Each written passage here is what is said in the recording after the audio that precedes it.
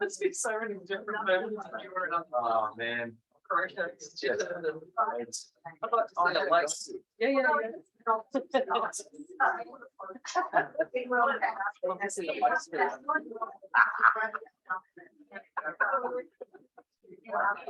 Oh, yes. I know. Oh, we've got people on. Yeah, we do. You know what we might do while we're sitting? Where's the camera? Oh, the camera's done.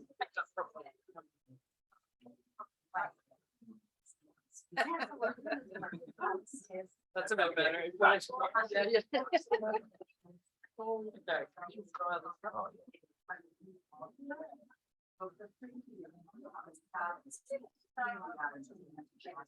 All right, if we got everybody here, we're ready to start.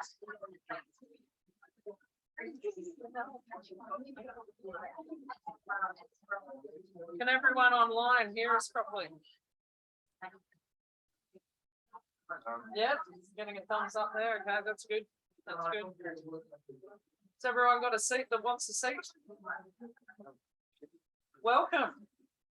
Thank you all for joining us today. It's really lovely to see you all here. This is our first national gathering in 5 years, due to the obvious. So it's been the main reason, but it's lovely to have you all here today, and thank you to Ceres for having us as well. Just going to hand over to Costa so we can acknowledge the people of this land. Well, Naomi, thank you, and good morning, everyone, and a big welcome to everyone online. It's wonderful to be able to do the hybrid side of things, even though nothing's better than actually face-to-face at the moment, because we've all had our fair share of screen size images of people. I'm actually meeting people at the moment that I kind of can't recognize them because I've only ever seen them on a little screen. But yeah, and to all of the people that might be watching this on replay, a big welcome to all of you. And as Naomi said, it's been a while since we've gathered, and there's nothing more valuable than being face to face and being able to share what we've experienced over the last few years, and particularly Naomi, who's just back from an incredible journey, and she's overflowing with ideas and inspiration. But of course, it's really wonderful to be here on the traditional lands of the Wurundjeri and Woy Wurrung people of the Kulin Nation.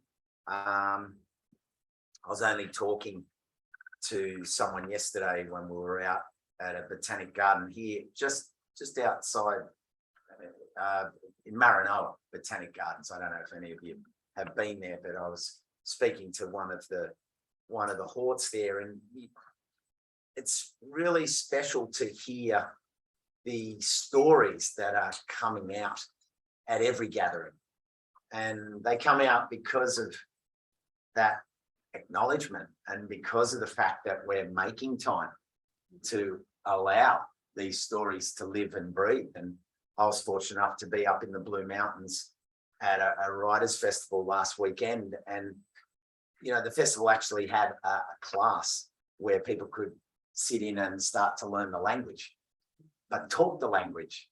And as David King, the one of the Indigenous leaders up there, said, and as I've had elders speak to me up on country in Arnhem Land, the land starts to hear its voice again, starts to hear the language again.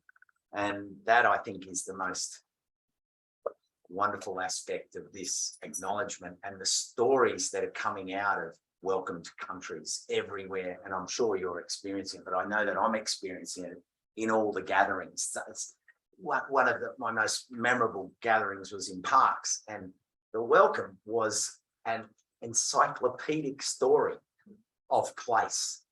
And yeah, it's wonderful to be here on these lands and to be able to share these stories and to bring everyone together to talk about what we're experiencing on our country. So yeah, great to be here, and yeah, really looking forward to today's event.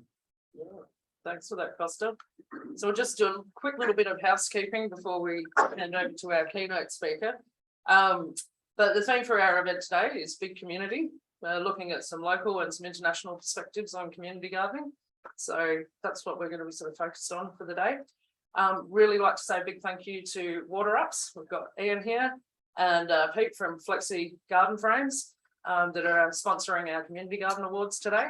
And they've been wonderful supporters of Community Gardens Australia. So a big thank you to those guys. And we've also got the guys here to talk to us all about citrus and looking after our biodiversity here in Australia. So make sure you have a chat to and fruit fly. Yes. So have a chat to the girls today while they're here as well. That'd be really good. So that's Andy from Citrus Australia and Kirsten Bishop Fox. So definitely go up and have a chat to them about, well, we all know how much and how valued our citrus is in our gardens, but we don't want that citrus to become the time bomb that's vectoring a problem and aiding and abetting the spread, which down here particularly is, and as you've probably seen more recently, it's starting to encroach on South Australia and that impact. I mean, once the genie's out of the bottle, it's impossible to bring it. Well, it's very difficult to bring it back. So thanks for being here and raising the awareness. Take the message out there, everyone. Yeah, exactly. And lastly, I want to thank Dr. Tim Reid as well from the Greens, Victorian Greens. He's going to be here a little bit later this morning to join us for morning tea and our panel discussion. He's also sponsored the event, which has been really lovely. We've got tea and coffee up the back of the room there. Feel free to help yourself at any time that you need it. Got a toilet just on the other side of this wall outside the building that you can access. Emergency exits everywhere here.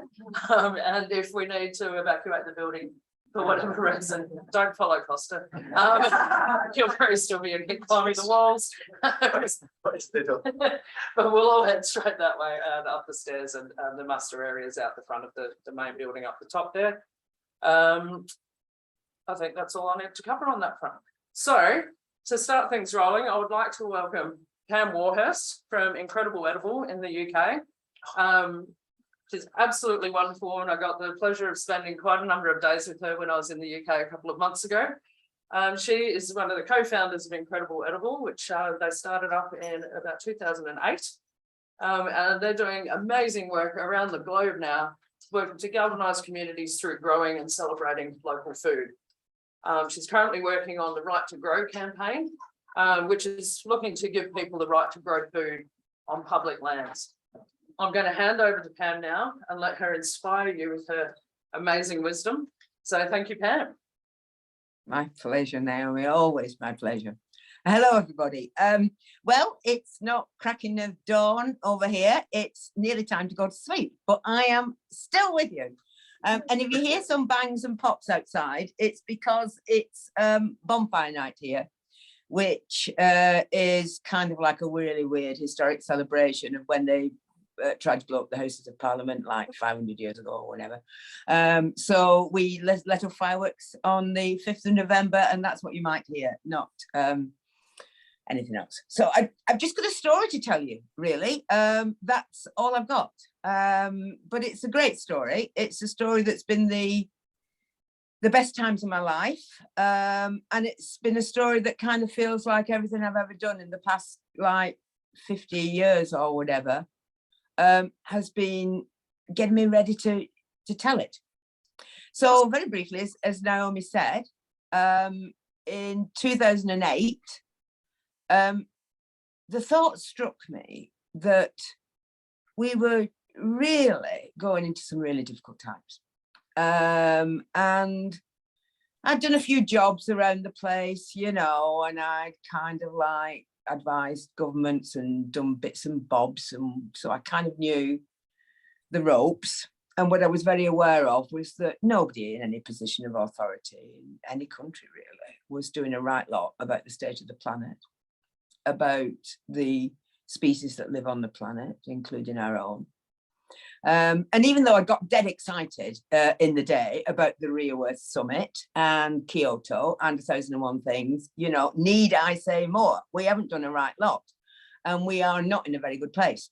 So in 2008, I thought, well, this, you know, either I'm going to be depressed for the rest of my life, or I'm going to roll up my sleeves and see whether we, the ordinary folk, can actually demonstrate an alternative proposition about what we want. And if we're going to do that, we need to find a language we can all share. And there is no better language, there's no greater language, there's no more inclusive language than the language of food. And that's why Incredible Edible was born. It was born to try and demonstrate that we, the people, are part of a solution to living in a kinder world, not victims of people we'll never meet. So in 2008, I went back to my town, because I live in the north of England. For those of you that may know the UK, I'd been in a meeting in London where we were talking about climate change. And that's where the thought struck me that it was time to do something, not theorize. So 2.5 hours later, I sat around a kitchen table with a friend of mine and said, right, Mary, are you up for this? It's probably going to take us the rest of our lives, but are we having a crack at doing something to try and make the world, you know, a little bit, by using our gifts, a kinder place? And she said, oh, all right, well, we'll give it a go. And we did. Because there's no point in having a thought and not doing something about it. There's no point in writing something about it. There is no point, you know, just when the thought moves you, do something.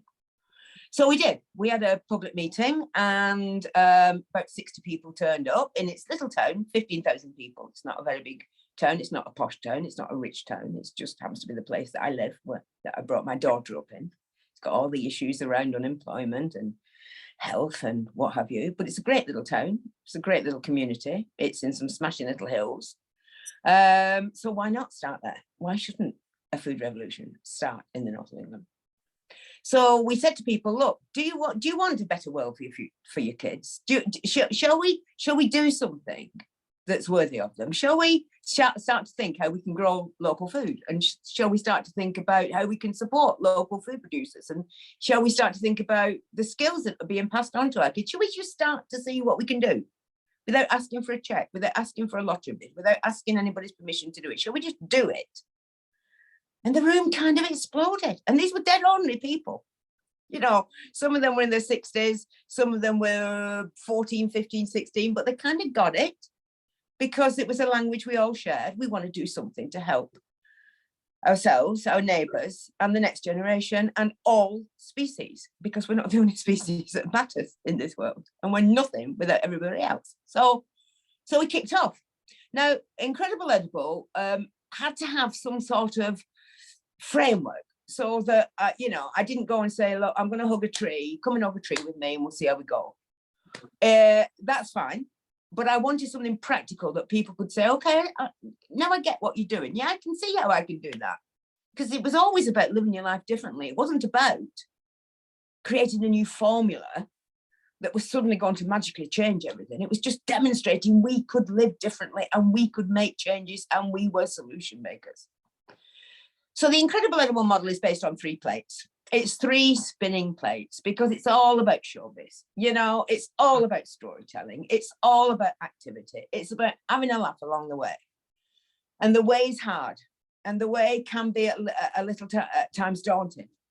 But you've got people around you of the same spirit, and that lifts your spirit. And that means you can do things that you never thought you could ever do in your entire life, because never doubt serendipity. It comes in just when you're on your knees, and suddenly it gives you the next piece of the equation, and off you go, and you can do something else. So we invented this 3-plate model, which was, the first plate is called community gardening. And the first plate is plant food wherever you can in the place you call home. Public places, private places if they're your own. Don't start taking over somebody's front garden if they're not very keen about it. That does not win you any friends early days. You know, create what we call propaganda gardens, which is unloved bits of land all around you, on your streets, in your back alleys, in front of, you know, derelict buildings, wherever it is. Just go and grow food on it. Don't worry about whether there's permission. Don't think about it. You'll have seeds that you can, you know, in your bottom drawer that you never used the previous year. You'll have plants that you can split. There'll be people that will be able to give you fruit bushes because they've got too many, or whatever it might be. So we planted up these propaganda gardens, which in other places might be called guerrilla gardening, because, as I say, 9 times out of 10, we never bothered asking permission. Because quite frankly, the thing about permission, particularly if it's on public realm, that's to say land that is stewarded by a public body, they're really good people. I used to lead a local authority. There's nothing wrong with them at all, except every time you say to them, can we do this? They'll go, I don't know, I'll have to write a report. And then they'll have to give the report to somebody, and it'll have to go to a committee, and then they'll want another report, and then it'll take you, well, forget it, just do it. So we went into places that were unloved and we grew food. And we had big signs because it was about food to share in very public places that people walk past every day of the week. And that's why they're called propaganda gardens, because they start a conversation with complete strangers about things they'd never seen growing there, and they didn't know what the soil was like, and they'd no idea about biodiversity, and they didn't know you couldn't grow certain things at other times of the year or whatever it might be. So these propaganda gardens really popped up all over the place. We did them at the police station.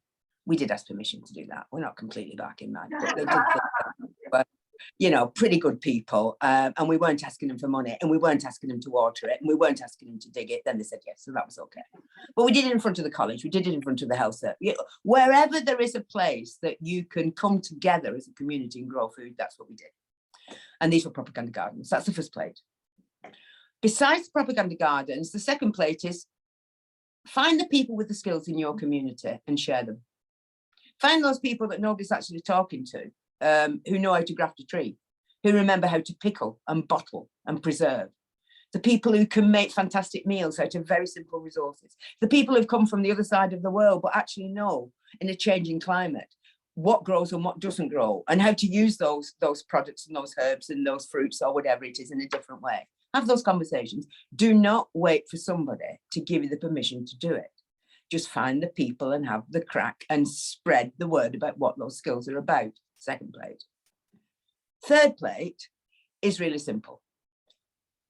If you spend your food, if you spend your money, if you have any money in your pocket, and if you've not, that's fine. But if you have any money in your pocket, spend it in support of something that's local. Spend it on local bread or cheese or fruit or veg or whatever it might be, if you can. Support your local market instead of just automatically going to a supermarket. Not that they're wrong, I'm not anti-supermarkets, they employ people and all that stuff, but I am very pro an alternative economy. I'm not about flying things all over the planet when that food should feed the people from where it grew. I am about supporting local producers. And the amazing thing, and the funny old thing is I am an economist, which I'm very sorry about, but that's the way it is that you get the economy you spend your money on. So if you spend your money on local eggs, you encourage more people to produce more local eggs. And if you spend your money on etc., it's a no-brainer, isn't it? And if you start to do that on a regular basis, and enough people start to do that, it encourages more people to get into producing local food or making local jams or keeping local hens or whatever else it might be. And that means, just maybe, when the proverbial really hits the fan, which it's going to do, we'll have enough people interested in producing enough local food with enough apprenticeships and skill sharing and land so that actually we can live well and prosper in difficult times. That's all incredible over this. A 3 spinning plate model using the language of food to cut across age and income, culture and ability, bring us all together in a positive vibe that says, if you're not prepared to show the world that we can live differently, we the people will. So that was the story, and it kicked off. And it was kind of picked up. It was we never did anything because, like, we're all volunteers. We haven't got statisticians sat in cupboards somewhere, and we haven't got somebody doing like media sat over there. I mean, obviously these things come in time because people are supportive of the idea, but nobody's getting paid to do any of that. But what happened was the story got out there. You know, and somebody wrote about it in a newspaper, and then somebody picked it up in an article, and then somebody who's quite famous on British TV, he came and did a thing with us, and we all planted raspberry canes around a sports pitch, because why wouldn't you? It was a dirty, muddy sports pitch, but actually with kids kind of like, you know, waiting for their turn to go on, why shouldn't they be picking fruit and berries and just tasting what it looks like and having a crack with their mum about, this is great, why don't we do this at home, or whatever else it might be. And the story kind of spread, and it went from one little town in the north of England that's kind of windy and wet and all the rest of it, as you would imagine the north of England might be, into operating across stretches of London, in little suburbs and little villages in rural areas, in the Highlands and Islands of Scotland. It was picked up in New Zealand, and I had a great opportunity to go and talk to some folks after the earthquake in New Zealand some time ago. And Geraldine and all around had a brilliant month there in New Zealand, talking to folks about, you know, their visions for a future where we can all start to share and grow our own food. It operates wherever people give a damn and have a care. The incredible edible story can resonate because you don't need a lot to start it. You just need the will to do it. You wake up in the morning and think, I've had enough of that. I'm going to do something differently. Which was great, you know, and so I spend all my time going to talk to totally amazing people who are completely, you know, deeply concerned about the future, but negativity is debilitating. And what we need is that spark of possibility to make us realize that this isn't too late. We can still do some great things together, and young and old together, you know, and people from all over the world just realizing that we can see what those people that we elect can't see, which is, thank goodness I started this in 2008. And we've got all this experience, and thank goodness we've inspired these people who will be the next generation of grassroots activists and community champions. So that's what we've been doing for an awful long time, and we've planted all over the place. So I would encourage you to kind of like use most unusual places because it starts an even better conversation. As long as you're respectful, there's no problem with it. When we started to plant, for example, in front of the health centre, it was a brand new health centre at the time. It was like millions of quid in order to build it. And they did what they always do with health centres. I've got no idea what you do in Australia, but I'll tell you what you do over here. You plant a health centre, you surround it by prickly plants that nobody can eat, and then you run a multi-million-pound Eat 5 a Day campaign to connect people with good food for health. So we said, don't you think it would be a better idea if we just surrounded our health centres with food? Don't you think people would get a connection? And they said, oh, well, we don't know about that, you know. And we said, oh, we're not going to ask you for any money. You don't have to water it and you don't have to do it. There's a theme that operates here all the time. And they said, oh, all right then, because they actually thought we were just barking mad. So we took up the prickly plants and we planted apple trees and pear trees and soft fruits. We planted rhubarb because people in Tobin love rhubarb. We tried oats. We did lots of different herbs in a garden just exclusively for the nurses at the back so that they could make their own chamomile tea or mint tea or whatever else it might be. Very, very simple things, very cheap things to do that, you know, we just rack up on a Sunday morning and just get on and create it. Now, as a result of that, 14 years on, people now go and pick the raspberries in the health centre. On their way to the doctors and from the doctors, they can pick the strawberries. They can smell the lavender. They can start to see that connection between good food produced locally and good health. And that would be mental health as well as physical health, obviously. And as a result of that, just because it's a no-brainer, I'm trying to persuade people at a national level to say, you've just got to do all you've got to do, if you really want to stop people being so ill and you really want to help this population be healthier, do 3 things. Never, ever design a doctor's surgery or a hospital or whatever that isn't surrounded by food growing. And make sure when you do that, you've got this relationship with the community around it, which you've invested in, so that they can nurture it and know what to do with it and share it. That's the first thing. Create edible health centres. The second thing is, you can't build hospitals and not create community kitchens so that people know how, can come together, you know, and cook that food that's growing locally and taste the difference it makes and feel the great, you know, buzz that you get when you're making food with other people. Health should create community kitchens, full stop. And the third thing is, you spend a load of money in health and some of it's on absolutely rubbish food. So wouldn't it be a good idea if you started to bend your procurement budgets towards supporting local people who are producing local food that is infinitely better than this plastic stuff you're giving people in hospital beds, and also supports local jobs and also cuts down on carbon and so on. And that is a complete no-brainer, and it's starting to get some traction. And all over the place, you kind of like sit there because you're thinking about food. What can I do with food? And actually, because you've got this focus on local food, you can elaborate it in any way. You can write plays about it. You can write music about it. It inspires people in so many different ways, and it attracts people in so many different ways. And you know this because this is what you are doing day in and day out. And you are the advocates and the champions and the inspirers of the people in your neighborhoods and across Australia. But it struck me as well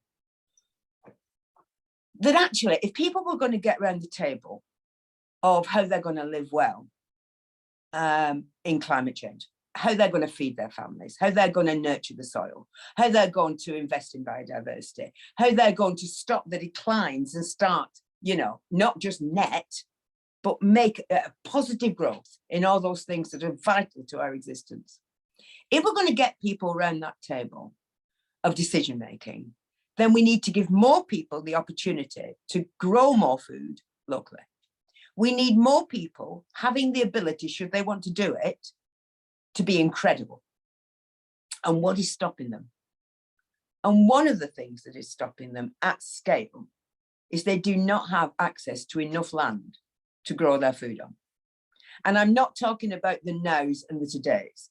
I'm also talking about the 10-year time when we really will have had to invest in our land in a way that we've not seen for an awful long time. And so we've got this campaign, and it's a really simple campaign. And it says, right, if local people still have to go to the local government or to the health authority or anybody else and say, would you mind if we grew food on the outside of that sports pitch or on this grass verge or whatever else it might be? Sometimes they're told, yes, that's a great idea. That's exactly what this community wants. But far too often, they're told no. They're told, no, you can't do that. It's going to be messy. People are going to slip on it. It's not going to look nice. Or 1,001 things that some professionals find that they want to throw in your way. And this doesn't mean to me to make a right lot of sense, because this is land in our public realm that we, the taxpayer, actually pay for. So it's not actually anybody else's land, but the people's land. And in a time of crisis, when we need to come together and nurture our land as well as nurturing ourselves, it's about time we had more access to it. So we've got a piece of legislation which was written for us free of charge by some barristers, because that's just what happens. People are really good, I don't have them in cupboards, but they came to us and said they'd be prepared to do that. It's a fantastic piece of legislation that we could put in and make a real, change in the law tomorrow, if we had politicians that had the will to do it.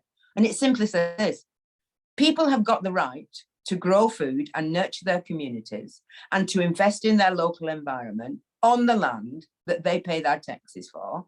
So there's no permission needed. What needs to happen is we need to have a respectful relationship between the people and the state.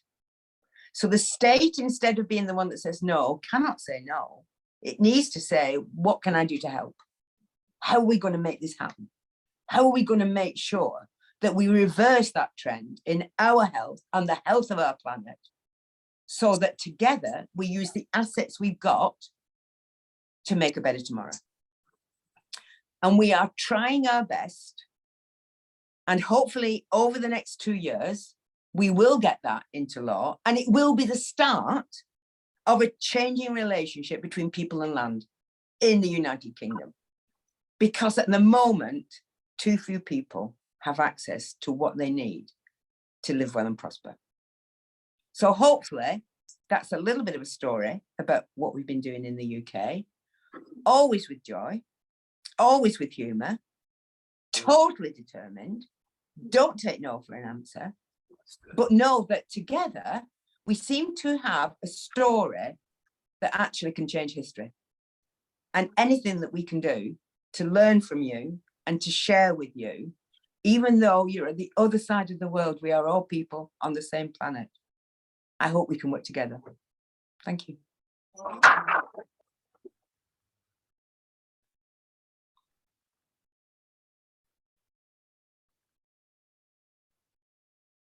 Pam Warhurst, what a way to start our gathering today.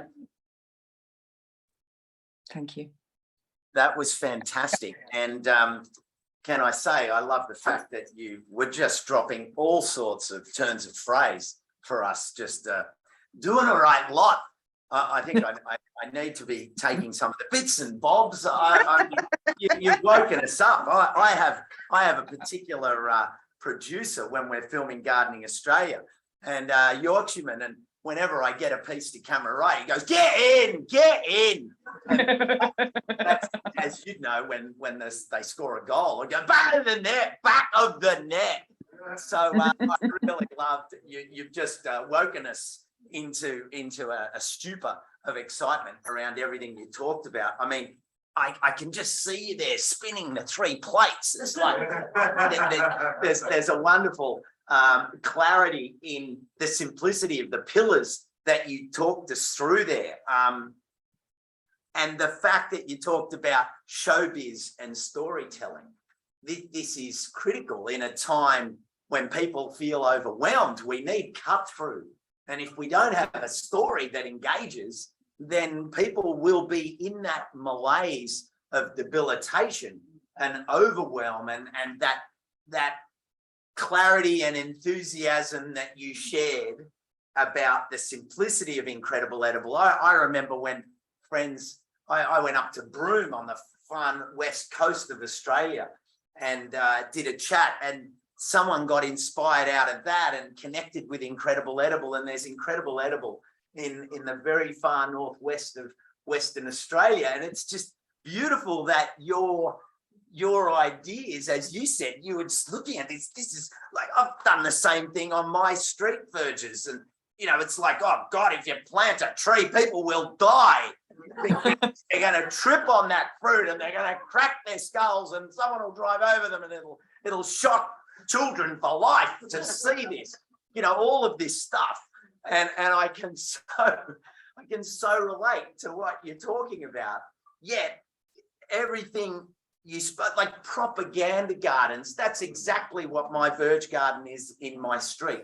It's a propaganda beacon that multiple times a day, 53 families are going up and down the street, going past my propaganda garden.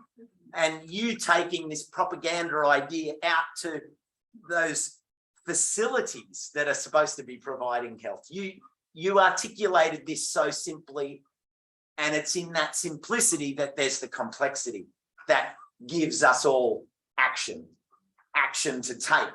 And it was just beautiful to hear, like, those unloved places, and then connecting that to that third pillar about the land. We need to build that relationship with the land, and each and every one of us, from the moment we started today talking about the land we're on, the land that's been nurtured here by our Indigenous peoples for thousands of years. And what you're talking about is, how do we bring that land and that nurture back?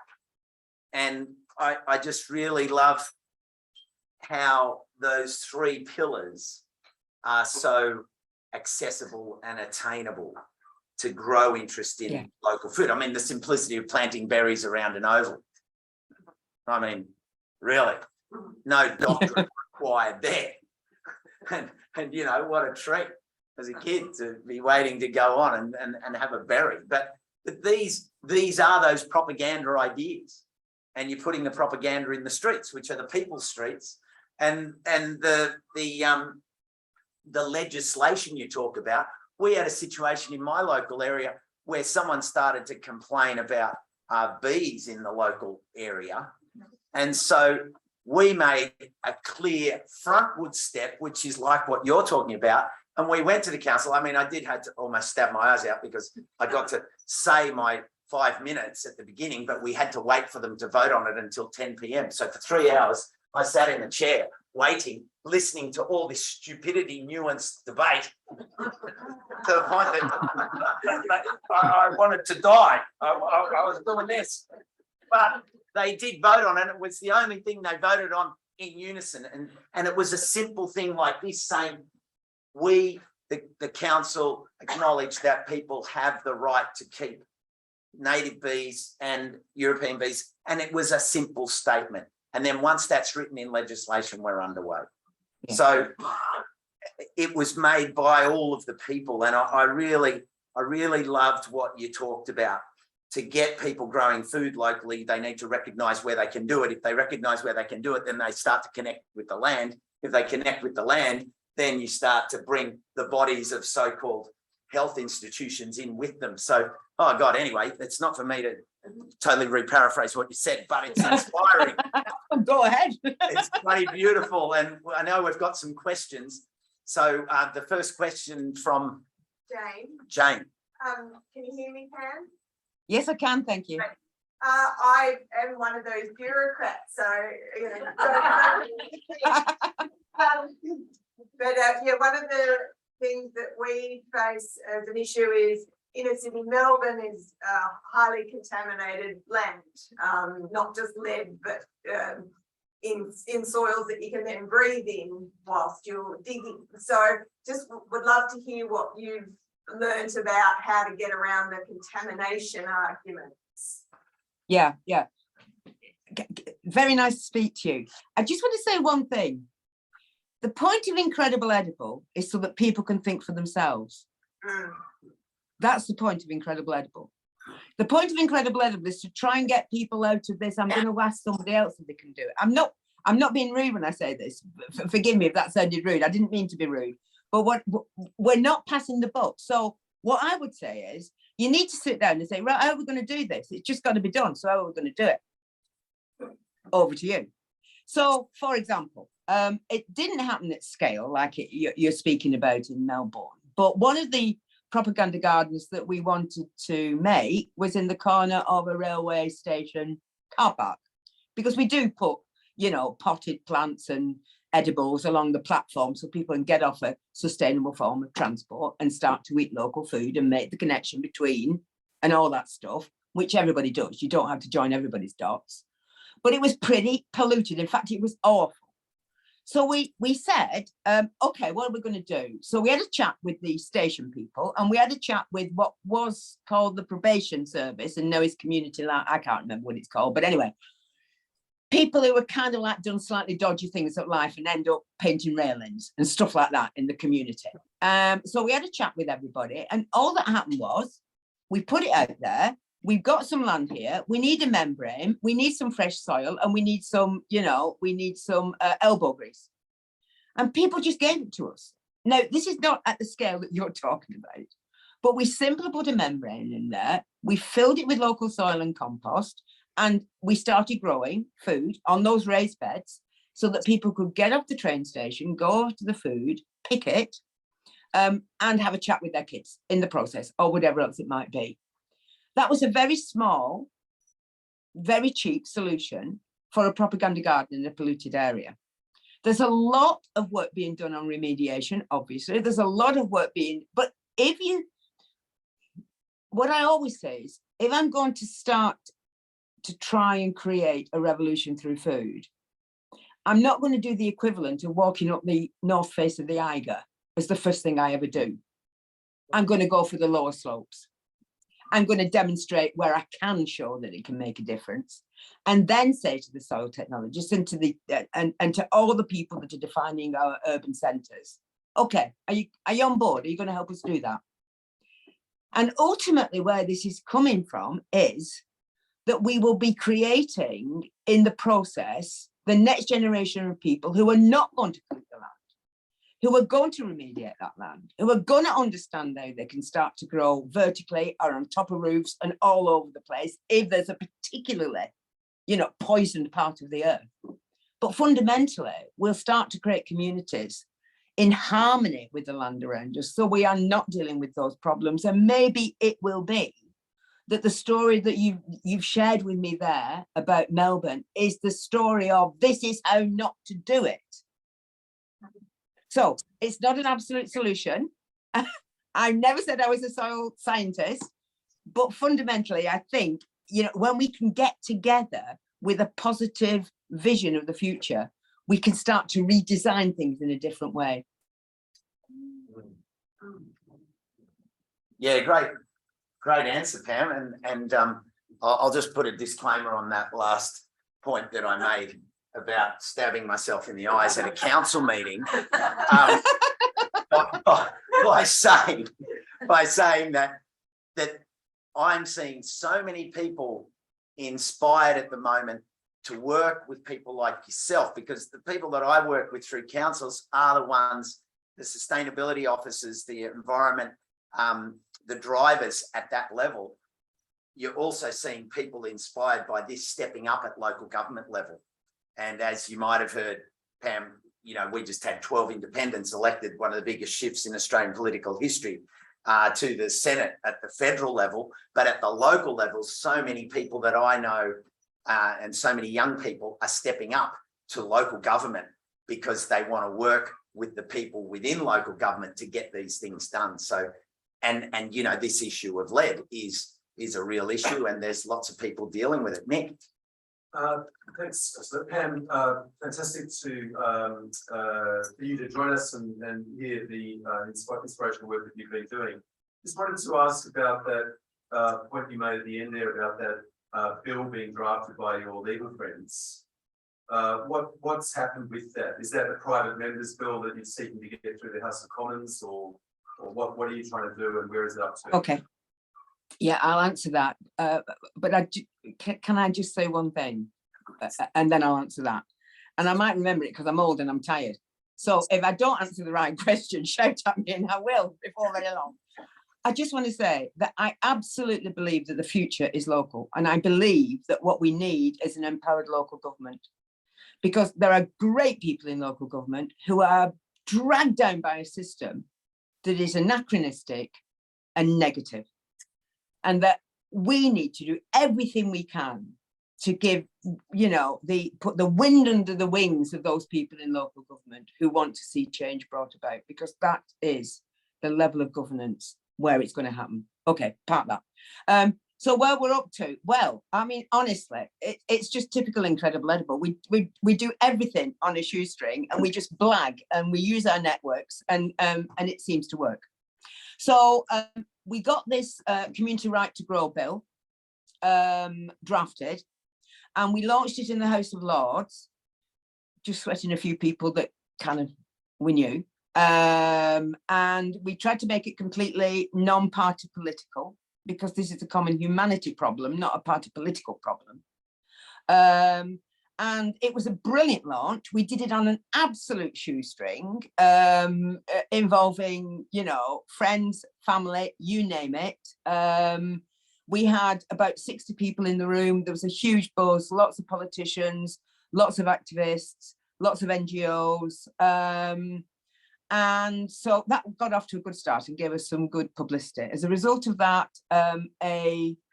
so you know which we got the Commons and we got the Lords. In the Commons, we had an MP who wanted to put forward a 10-minute rule bill, which doesn't do anything other than raises the profile of a discussion around a subject and making people familiar with them. And that's great, but you know, it's not moving fast enough. So you may have heard that we've had a few kind of like hiccups nationally with our leadership. And we were all lined up to do one thing when suddenly we didn't have anybody there. So we ended up trying to think about something else.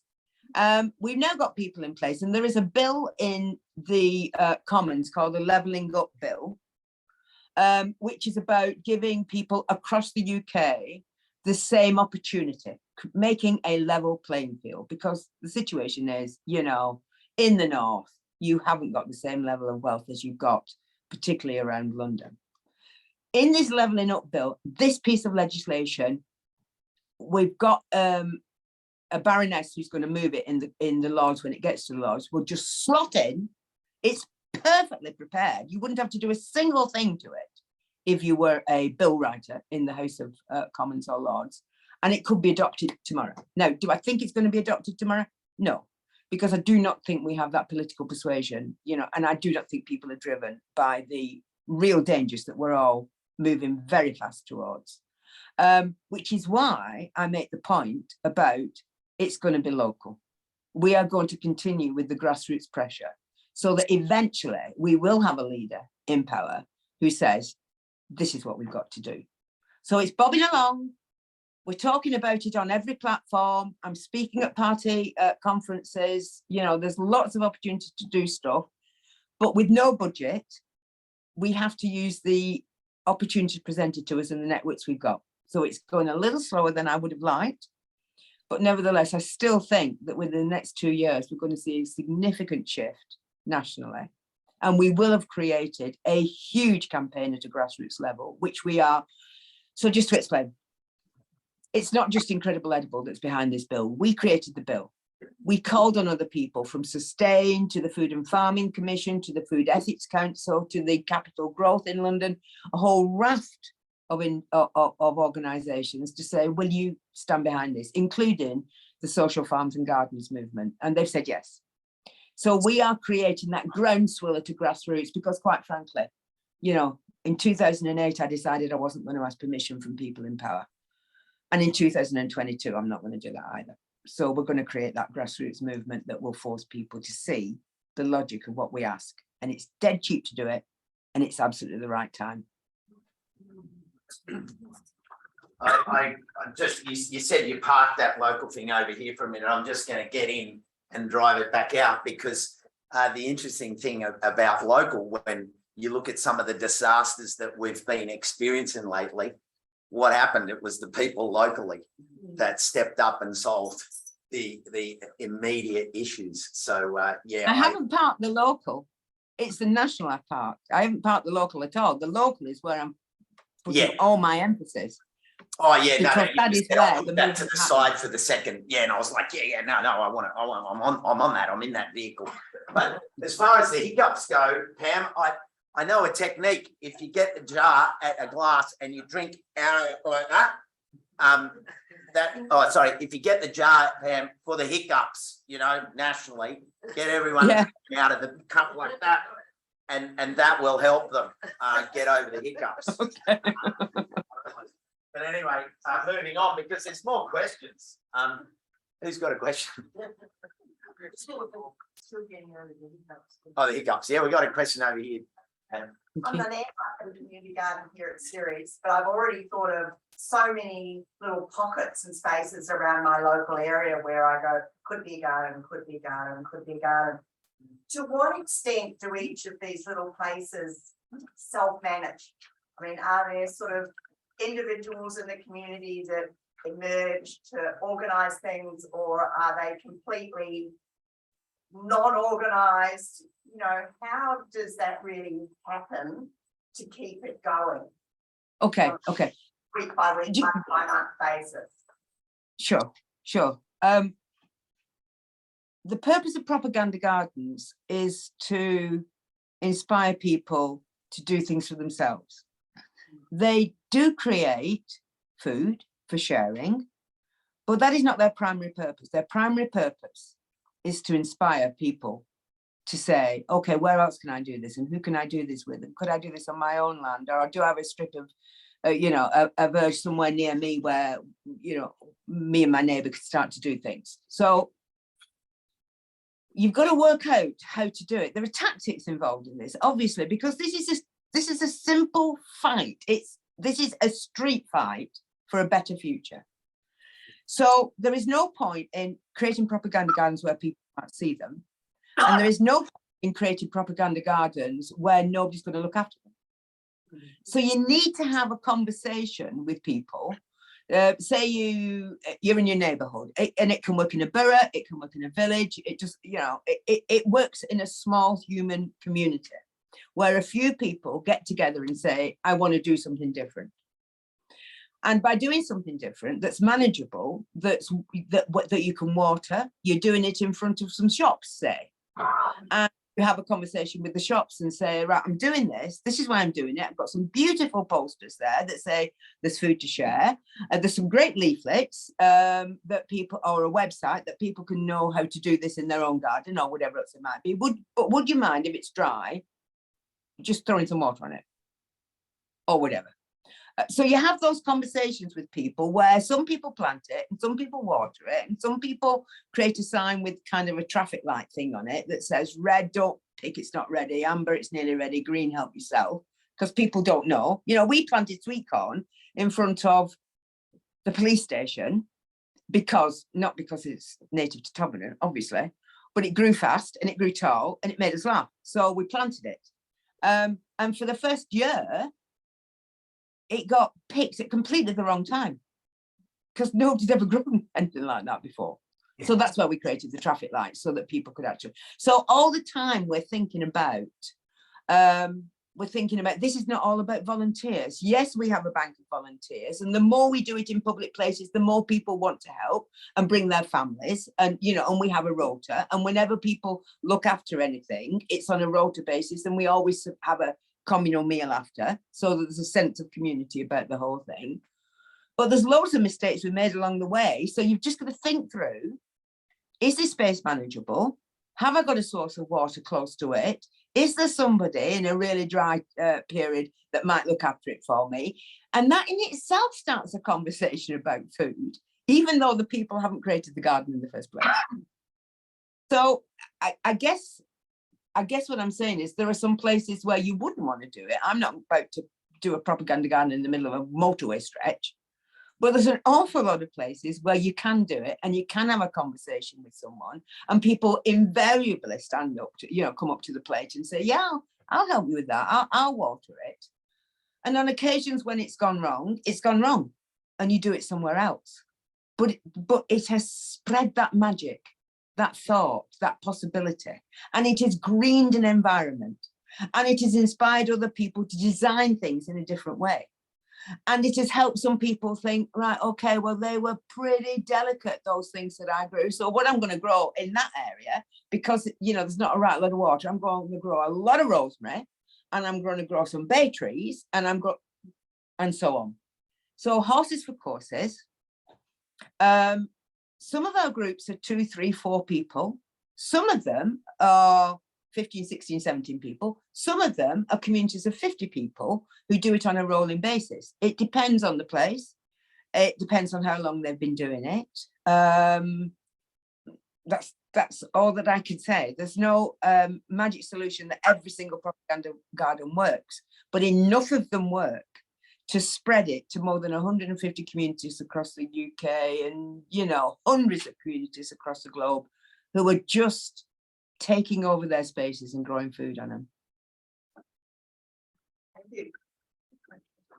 If I could just lob in, because you guys are in a book with a great picture of Naomi, because we wrote a book called Seeds to Solutions, because we wanted people to understand that through our efforts of growing food, we were creating and seeding solutions for a different way of living our lives. And that if anybody thinks or thought that we can exist on this planet without changing the way we live our lives, well, don't hold your breath. So it's a book of stories of 35 different communities across the globe, most of them in the UK, but also your stories there, also in Argentina and in France and in Germany, you know. So there are stories from communities about what they did, why they did it, what it's meant to them, what their soils were like, what was the greatest obstacle they had, what was the greatest joy. And through that sense of being part of this movement that is using very simple means to reconnect with each other and soil, it's inspiring people to learn from each other. And we will learn a lot from what you are doing, and hopefully there'll be some two-way flow in your direction too. Pam, you reminded me of a regional town here, and because you're talking about partnerships, and they did exactly that same thing in front of the shops. They had the men's shed make these raised garden beds on wheels. They planted it out. The shopkeepers took ownership of those in front of their shops. They could wheel them into the sun during the day and wheel them back against the window during the night. The Country Women's Association took some of the produce and turned it into, as you said earlier, all that pickling and preserving. And then there was the finished produce in the windows of the shop, so people could come and get it. So you know, that partnership idea, once you layer the partnerships on top of the original incubated seed, away it goes. So I could hear. Yeah, and just to throw in something from Geraldine in New Zealand, which was great people there, very nice town, some interesting, incredible edible from the younger people, but they were finding it a little bit difficult to get some traction around this idea about how they could come together, because coming together is the key to this. And so Sam, a wonderful woman, came up with the idea of an orchard of legends. As it happens, they also grew in front of the police station, and it went really, really well, because everybody loves growing food and stuff in front of a police station. But anyway, pardon that. And what that was about was they would ask the community if they would come and plant trees for those people in their community that gave their lives to that community. I don't mean that they were dead. I mean that they worked in that community. So there was a tree planted, an apple tree for the midwife. There was a tree planted for the football coach. There was a tree planted for the guy that was from the police station who walked the beat. You know, and these were real people celebrated through food. And it was called an Orchard of Legends, and it just clicked with people. And they loved the idea. And that is what caused, you know, the rest of it to follow. So sometimes these wonderful ideas, these stories that we create through growing fruit or vegetables is what takes us to the next stage of getting really into changing the way we live our lives. So we've got one last question. Okay. Before we finish, take it away. Pam, I did have the privilege of visiting your gardens in Todmorden years ago, about 9 years ago. I spent a weekend there. But the biggest issue that we're dealing with in the city of Greater Geelong is public liability. They're known as the most risk-averse council in Australia, and they are actually preventing any of our groups from actually stepping foot on the land that they are currently paying public liability insurance on, but they're stalling with assessment processes. Now, I know we're out of time, and but Costa has let me ask the question. So maybe at some stage we can look at this issue of public liability to see how we can overcome that, because it is the biggest stumbling block that we've got in our area, and I imagine it's probably the same in a lot of other areas as well. We're just being prevented from doing anything on public land because of the risk of public liability insurance. Yeah, I'm really sympathetic to that. And that is why we're trying to change the law. Yeah. Because there are some places that you can do it, and there are some places, fantastic places in Scotland or all over the place, where they're not allowed to do it. So they're growing in wheelbarrows instead. They will not stop growing, but they're not touching the land itself. They're growing in the wheelbarrows. And that's why you've got to change the law, because it's not right. They have no right to do that, because ultimately, in partnership, the state could cover the liability and the people could get on with growing. So sometimes you need to rattle a few cages. And I do understand, because my local council is really risk averse. But ultimately, with the gun of climate change to our temples, we have to fight to change the law, because it cannot be that some people stop us nurturing ourselves and our communities and our planet. Thank you.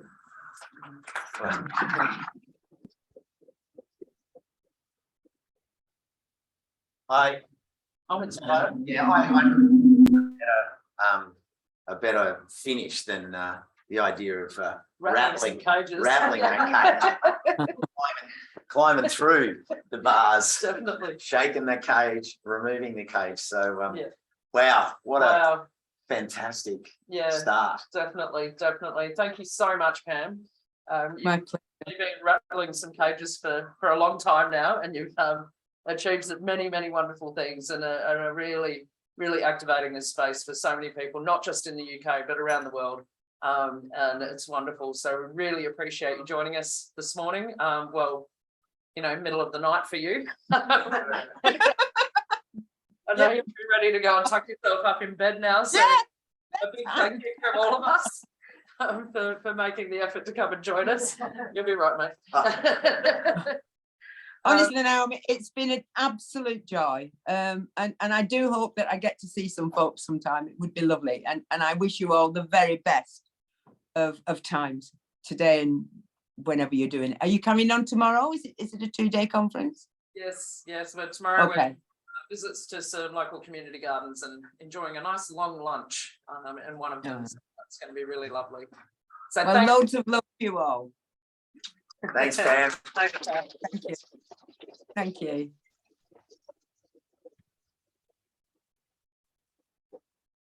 Awesome. Well, we might just take a quick 5-minute break if anyone needs to go to the bathroom, grab a cup of tea. We'll set up for Your talk. my talk. Yeah. Yeah, it's me next. How do I do this with the, what are we doing? I think How did Naomi, just kind of alt tab across to you. I should have it open. Where's the second camera? There, like behind the box. Behind the box, up on that. Up on there. Oh, okay. Oh, yeah, I see it. Break for tea, so that's Yeah. a half hour. Yeah, just I said Coming 5 fine, minutes. okay, Yeah. So we need to get Naomi's presentation.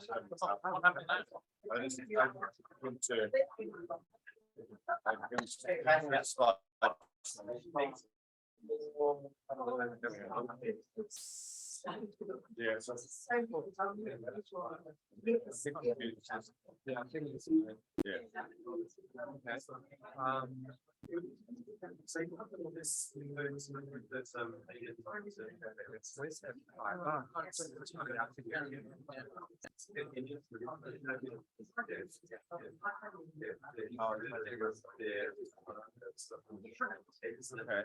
now we need to go back to the Zooms and make, Share screen. yeah, Is that what we're doing? yeah.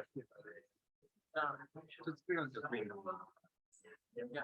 So multiple- No, No, so- just this, yeah, just, and then this one here. And switch it and give me what, I'm gonna check what that one. Check, Yeah. that's right. Yeah, cool. Right. And that reminds me, you know, when we planted the orange tree at Templestowe. Yeah. Because that council has to rule on it, but, you know, like they have a building trees in. Yeah. Orange tree. Yeah. And all the neighbours said, council can't take that tree away. Yeah, So I yeah. said- And then a few years later, we put the apple on the area. Yeah. That's Oh, about yeah. 40 months Just ago. to fix Still- still there. Yeah, it also Yeah. been bright and, That's brilliant. some years ago, just some people who take oranges and stuff like that. Yeah, that's So, big, isn't it? yeah, but Oh, you did that after Italy and stuff. that's right, because sort of. Yeah. Seville was in that in Spain. The only trees in the streets were orange. And kind of like how-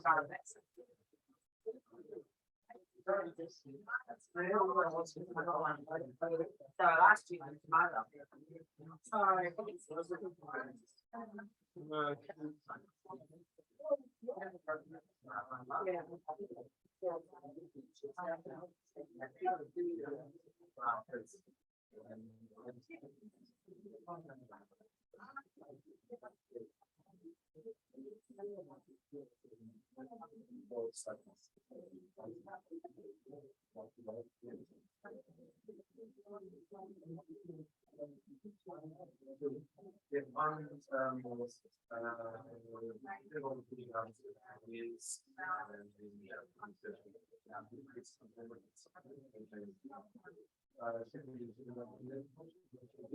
I got this. I just.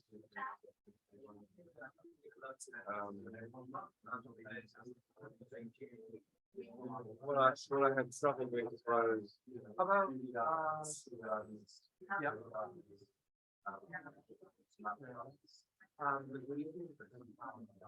You know what? Yeah, but now if we just tell it to.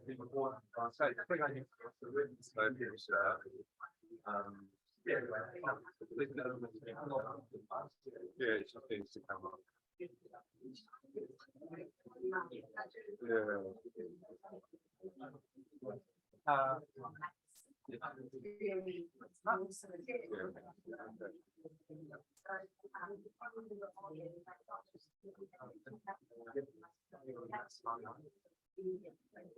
So we can see the slide and where it should be the same day. I can bring the camera up. I here. think that we could, But we're not tilted half that one. we really, probably, Yeah. yeah, Well, I think she'll be standing here. She can- Yeah, I think around here. yeah. Go ahead. Okay, I'm gonna take a break. Yeah,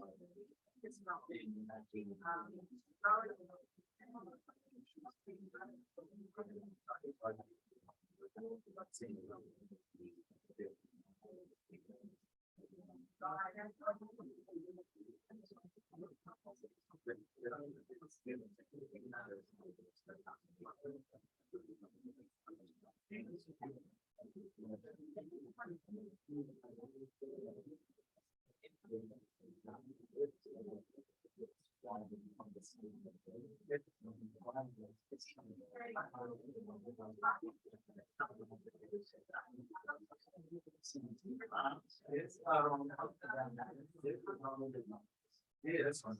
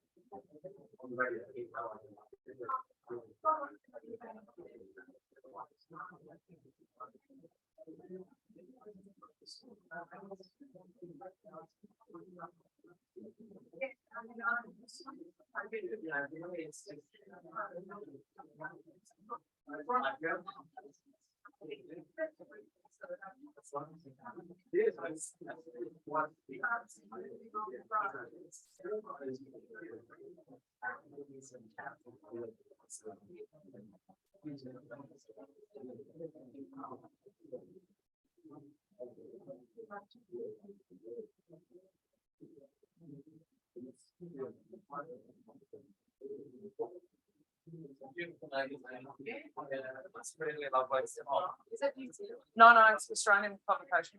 Yep. Robin. No, it's the magazines of its own business. People. So Robin, no, I can't remember her surname. So everyone would like to take a seat again.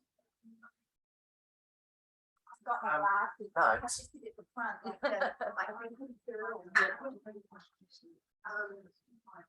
Yeah. straight back.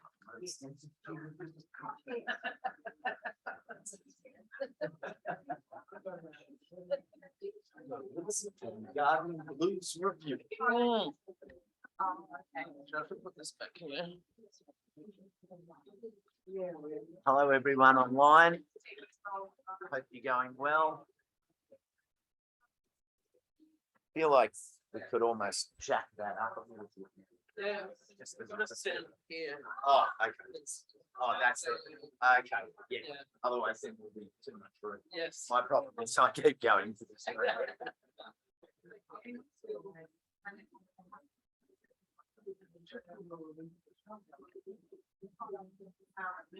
All right.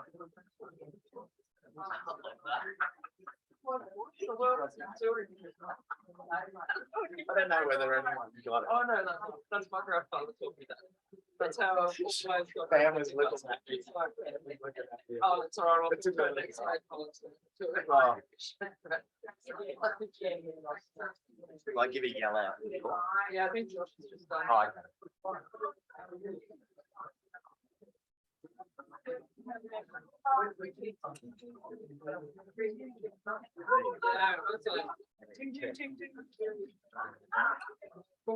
You can change the line. Oh, okay, just use my arrows. Okay, yeah, we don't have to click the doing it, no. Good point. Didn't think about that. All right. Okay, here we go. Well, everyone, welcome back. I think that was a good call to have a little bit of a pause after Pam's.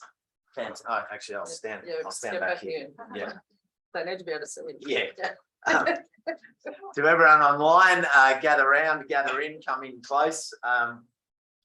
It was great to have a little bit of a pause there after Pam's talk. What a fantastic start to the day. And now it gives me great pleasure to, well, I know you all know Naomi, but for the purposes of the function, I get to introduce Naomi. She's our fearless president here at Community Gardens Australia. And as you're all well aware, she's been on an extensive tour of the subcontinent and any other continent that she could reach. I only caught up, like most of you, caught up with Naomi today, and it was just like, there's so much to talk about. And we actually get this opportunity to jump up on the screen and travel around what has been an incredible 3 months on the road with the Churchill Fellowship. That's going to bring so much to all of us and to the network as a whole. So, Naomi, welcome back, and yeah, take us on the road. Journey. Yeah. Thanks, Costa. So yes, thanks everyone. I'll have to keep reaching forward here to move my screen. But as Costa said, I've just completed a 3.5 month tour of the world on a Churchill Fellowship. The aim of my fellowship, and I'm just realizing, can someone fix up this so we're not covering up the slides with the photos? Oh, yeah. The images? Thanks, Josh. So the aim of my fellowship is to study and learn from the community garden networks around the globe, to help us develop Community Gardens Australia, as an organisation. So the things that I was mainly looking at, was the governance of these organisations, how they're structured, their organisational structures, their membership, and the systems that they utilise to manage their membership if they have them. I was particularly looking at their funding models. So many of you probably are aware, and if you're not, Community Gardens Australia, we're all volunteers and we have very, very little funding. And so in order for us to grow, we need to look at how we're going to address that, where we're going to get some funding from, to grow the organisation. I was looking at how these organisations manage their volunteers, because many of them do utilise volunteers, or are just volunteer networks like ourselves. The education that these guys are providing. It's a really big thing around community gardening, is being able to have that public education. And some of these organisations I visited are doing an incredible job on that front. And another big factor that I was really keen to get some good examples on in particular was government engagement, and how governments, both local, state, federal, to look at it from an Australian perspective, how they're supporting community gardening activities and what their involvement is. I was also looking at communications. It's a big thing for organisations these days, and insurance, big thing. As Lorna mentioned earlier in her question to Pam, it's a really big thing for community gardens, that public liability, and I wanted to see what was happening around the globe on that front. So, whoops, I can't. Okay, I can't. You keep talking, we'll work this out. Oh, there we go. Magic. Okay, I'll click on the screen, that'll do. So here's a list of all the countries I visited. Wow. So I did 14 countries in 14 weeks. I think I'm not jet lagged, but I think I might be. Jeez. So I started, this is actually in order of how I visited places. So Northern Ireland, then I went to the Republic, down in Dublin, all over England, visited with Pam from Incredible Edible, Wales, Scotland, then I went across to the EU, and visited Netherlands, Germany, Hungary, Czech Republic, Austria, Italy, France, and Spain. And then I jumped on another plane and headed over to the US. And in the US, I visited Georgia. I went to New Orleans for the American Community Gardens Conference. Went up to Phoenix, over to Denver, then up to New York, Connecticut, and finished off in Boston before flying home. And I arrived on Monday. So, I do apologise if I'm a bit stumbly through part of this presentation, because I've literally only had a couple of days to put it together and try and drag all of this amazing information out of my head, because I feel like I've got a big sponge up here at the moment. It's just absorbed information for 3.5 months. But I met with 60 different individuals from 30 organisations. I delivered 5 presentations to various national gatherings and to organisations as well. As I said, it was 14 weeks. I took 23 flights, was on 29 trains, did 31 bus trips, 59 subway, metropolitan train, tram sort of trips, 42 Ubers and 2 taxis. So it was a big journey, but it was really, really, really amazing. And a wonderful opportunity that I'm very grateful to the Churchill Trust for providing me with that opportunity. So I thought you would all like to just have a quick glimpse at some of the community gardens that I visited while I was away as well. We've got lots of community gardeners here, and it's nice to see other gardens. So we'll start down here. This garden down in the bottom corner here is the Royal Edinburgh Botanic Gardens. They have a fabulous community gardening project there. They've got a small team that provide a lot of education. This is a volunteer team that we're in for the day doing some planting. They've got a lot of community groups that come in. There's people with mental health disabilities. They have some refugee groups that come in, some mums and kids groups, and they've all got their little plots around there. It's just a really beautiful space, and they're doing some really great work. They also do a lot of outreach work with their education, and they go out to community gardens in the greater Edinburgh area to deliver all sorts of stuff like, growing from seed and how to prune your fruit trees and all of that sort of thing, which is really great. The next garden up the top here is Mud Island Community Garden in Dublin. It's right on the edge of the city, really high density living. And these guys were amazing. They've got a group that's sort of aged from, 4 through to, I think their oldest gardener just turned 83 a few weeks ago. And he's their potato man, grows all their potatoes every year. But really, really active group. They do lots of different public events. They have music in the garden. They have famous actors come in and read books to children in the garden, which I thought was just gorgeous. They do a lot of really like bringing the community in. They grow their own hops, and there's a local brewery in all the community gardens around. Gotta love the Irish, but they have all the community gardens around grow their own hops. And one of the local microbreweries takes the hops from them every year and produces a community garden brew, and then they have a big party and drink all the beer. So that was lovely. The next garden along is in Vienna in Austria. And this is really great stuff. This is a brand new development of about 3 high-rises, all residential. And the developer actually made sure in their plan that they had this huge space out the front of these 3 buildings for community gardening. Now, in the middle of it, they've got a tiny little section that's actually a community garden that's open to the wider community. But the remainder of that space is a community garden for the residents of the towers. And it's just incredible. Like, I got off the train and I'm walking down, and it was one of the biggest and most amazing community gardens I've seen. It just went for, a few hundred meters, and there was a big community orchard in there. And this group were in there really actively planting a brand new berry hedge to go around the edge of their garden. And everyone was down there sharing a couple of beers and some food. And it was really, really wonderful space. And it's just incredible to see that developer-led activity on that front.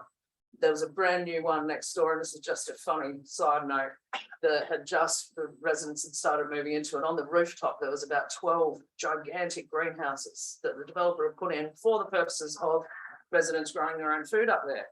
But they kind of missed out and forgot to put water up there.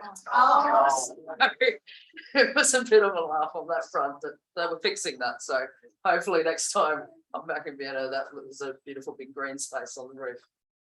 The next one down the bottom here is a tiny little community garden in Brooklyn in New York. There was a couple of older gardeners in there on the day. That garden has been around, I think it was around about 40 years. And it's just a tiny little space on the, an old disused bit of block on the corner of the street. And it's had many different cycles through. It used to be a garden that just the guys gardened in. And then that evolved into a garden that just the women were gardening in. And now it's a bit of a communal space, and they have some lovely little community events there. Part of the garden is ornamental, and the older ladies love growing there. They were planting some bulbs and stuff in there the day I was there. And then the rear part of the garden's all food growing. So just a beautiful space to visit. And then a couple more down the bottom here is in Singapore. I'll tell you more about the Singapore Community Gardens program in a moment. But these guys, this was in the middle of about 10 residential towers.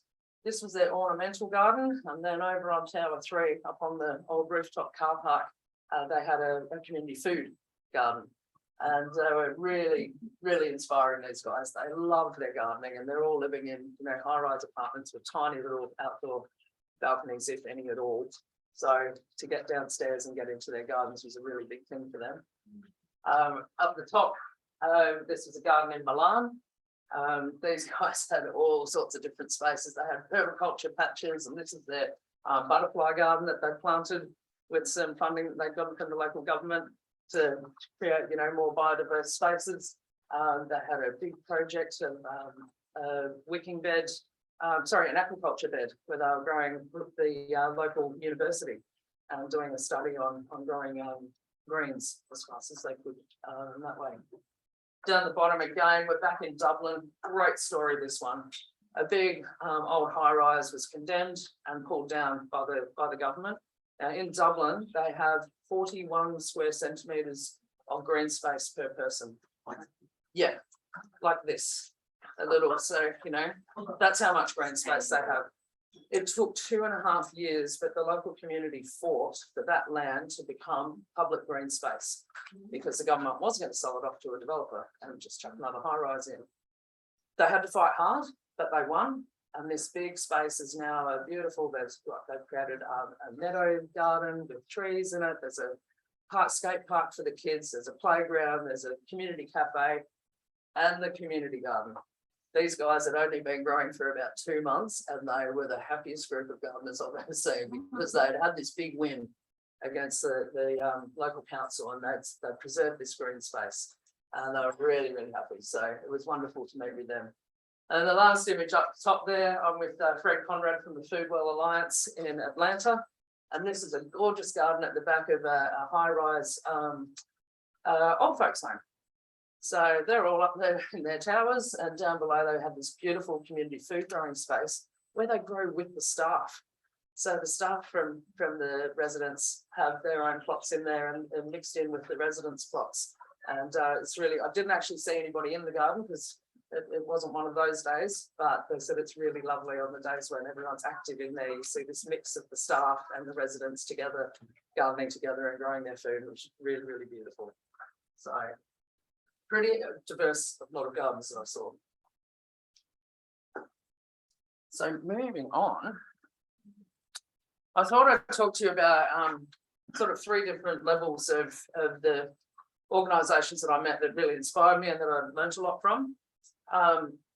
So I'll talk about some of the organisations that I met with, some of the government programs as well, and then just a brief look at the countries that I met and what they're doing that are really inspiring, sort of the standout things that I saw. So to start with, Costa in Prague, which is in the Czech Republic. This was the organisation that I was most inspired by before I left, and that I was most excited to go and visit with.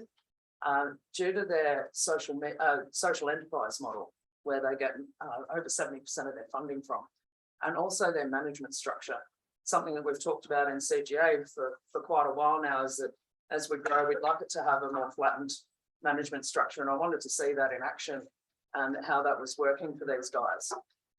Their social enterprise is based around their workshop. So the women that started the organisation were social workers working with people with mental health issues, and they wanted to provide employment opportunities for people like that. So they have a workshop where they employ usually around about 10 people for around about a year with mental health issues. In that workshop, they build big compost units for community gardens and for businesses. They build insect hotels, they build bird houses, bird feeders, all of that type of thing, providing great employment for these guys. And then they're selling that in their online e-shop, which is providing them quite a lot of income. They're also delivering some great public education, and they do a lot of work for local governments. So in the Czech Republic, people come to the local municipality and want to create a community garden. The municipality goes, yep, no worries. And they ring up the Costa and go, hey guys, we've got another project for you. And they pay them usually for about a 2-year period to help those gardens establish themselves, which is really, really cool. When I spoke to the staff, and I met with most of their staff there about their role and how they work in the flattened management structure, I've never met a more inspired bunch of people. These guys loved their jobs. They felt really valued, really appreciated, like they really had something to contribute. And for me, it was a real, this type of management structure really seems to work. People feel like they're making a difference. So that was a really valuable learning for me. The next one, Denver Urban Gardens. They're known as Doug. I love that name. It's brilliant. Their t-shirts are fabulous, and I managed to get a couple of them, which is cool. They're in Colorado in the US. And these guys have built, I have to check my notes here, 192 gardens in the Denver area in the last 28 years. I think they've been in existence for. Really different model, how they do things. They've got it's a pretty strict model. So, one of the downfalls is that it's not as free for groups to develop their garden exactly how they want to. So their models, you have a small communal space, you get given a shed and tools and an undercover area where people can gather, but then it's all individual plots, and people have to sign up for those individual plots every year. So it's a bit restrictive for like some of the refugee groups that they're starting to notice now that like to garden communally. And the Doug model doesn't allow for that. So they're looking to change that. But one of the best things that they do is that they manage the funds for all of these gardens. So in the States, it's really tricky with their taxation laws and things like that. To get a bank account for a community organisation is very difficult. You actually have to step it up a few levels with the tax and how you sign on as an association, so to speak. I can't remember all the letters and numbers around it, but there's different grades of that. And by Doug managing this for the gardens, they can come in at the lowest level of being an association, and they don't have to worry about all that funds management, which is a big thing for community gardens. You know, having the skills, you know, most community gardens want to go and garden. You don't want to have to worry about balancing the books and all of that stuff. So with these guys, they just ring up Doug and go, hey, we need to buy some new soil or some seeds or whatever. And Doug goes, yeah, no worries, we'll pay that for you. That's all taken care of. They get a nice little summary at the end of the year of how much money they've got left and then, you know, what they've fundraised and so on, and off they go. And they just spend their time gardening, which I thought was really wonderful. And it's something for us to have to think about here as well. They do a lot of really good public education too, including a master composter program, which is incredibly popular in the Denver region. The last thing I want to mention about Denver, not so much these guys, but they were involved. There's been a very interesting study. And a paper is going to be released very soon. They did have 300 participants, 150 were a control group, and the other 150 were active community gardeners. And the initial sort of bits of data that have come out of it are very interesting. They're looking, it's a community activation study, and they're looking about what the true, how they can measure the true impact of what community gardening has on people. And the initial data on how it's improved people's health, physical and mental, their community participation, their overall happiness with life, and so on, is apparently stunning. So I'm very, very keen to see this report. It's apparently one of the most detailed reports of this type that's been done in the world. So we'll share that with all of you guys via our e-news and on our website when it does come out, because I think that's going to be really interesting when it does. Incredible edible, Pam. I don't think I really need to say too much more after Pam's amazing talk. It was just an inspiration being with her and hearing the story in a lot more detail over the 4 or 5 days I spent with her. It's a beautiful grassroots initiative, incredible edible, and the way it's spread across the globe in the last 13 years or 15 years now, I think is just quite incredible, and I think a real testament to how grassroots led initiatives can really, really make a difference. As Pam said, local, it's amazing. And just that simplicity of the 3 plates, and you keep that spinning with you know, what is it, community and what is it, learning, community and business. You know, it's a really amazing way to activate local food systems and get people involved. So very inspired by them. Green Gorillas in New York, fabulous organisation. These guys, the Green Gorillas arose from the pioneering efforts of some sustainability advocates in the 70s. The most dominant of those was Hattie Carthen, an Afro-American woman who was living in Brooklyn at the time.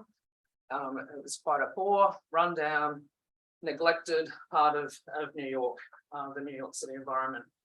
They virtually had no trees, and she started with planting trees in the streets and getting the kids involved and getting the wider community involved. And that eventually led to throwing seed bombs over fences into disused pieces of public land that the council wouldn't give them access to. They were, you know, mixing lettuces and flowers, and they were sprouting up everywhere. And that led to the Green Gorillas organisation starting up back in the 70s. And they're now doing fabulous work all over New York.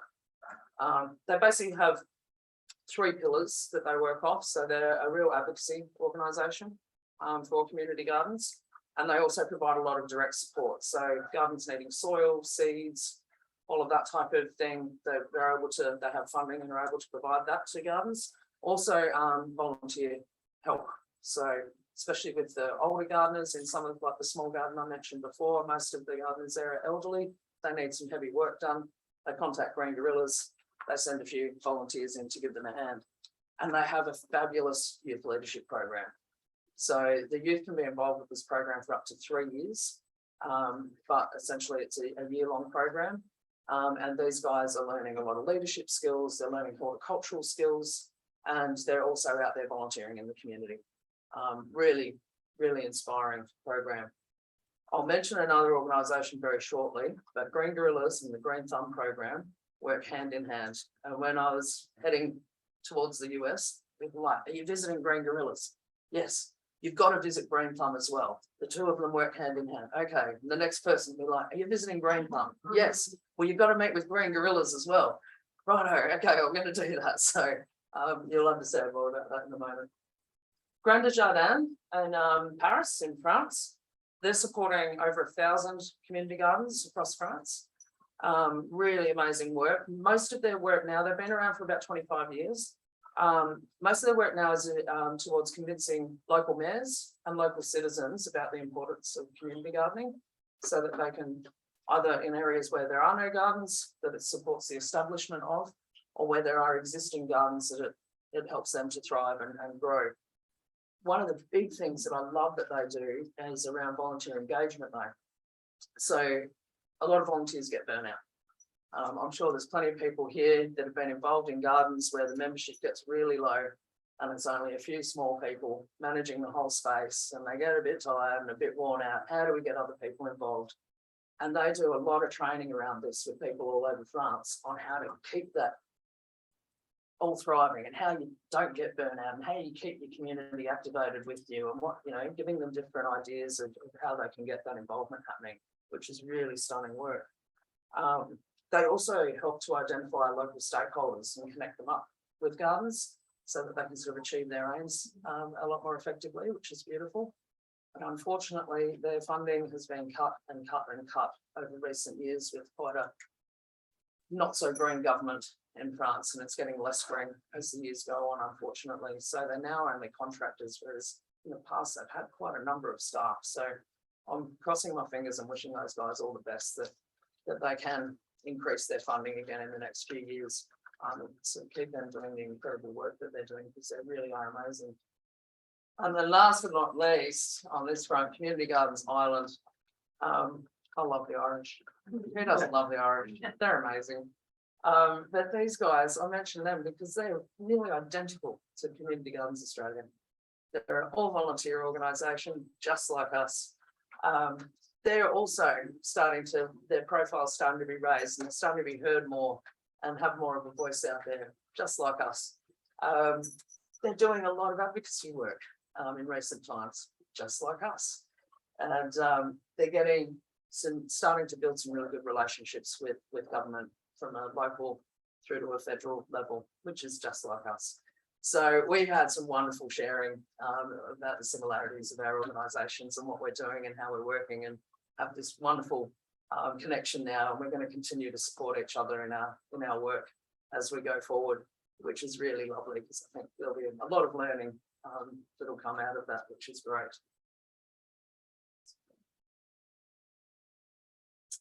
Next, we have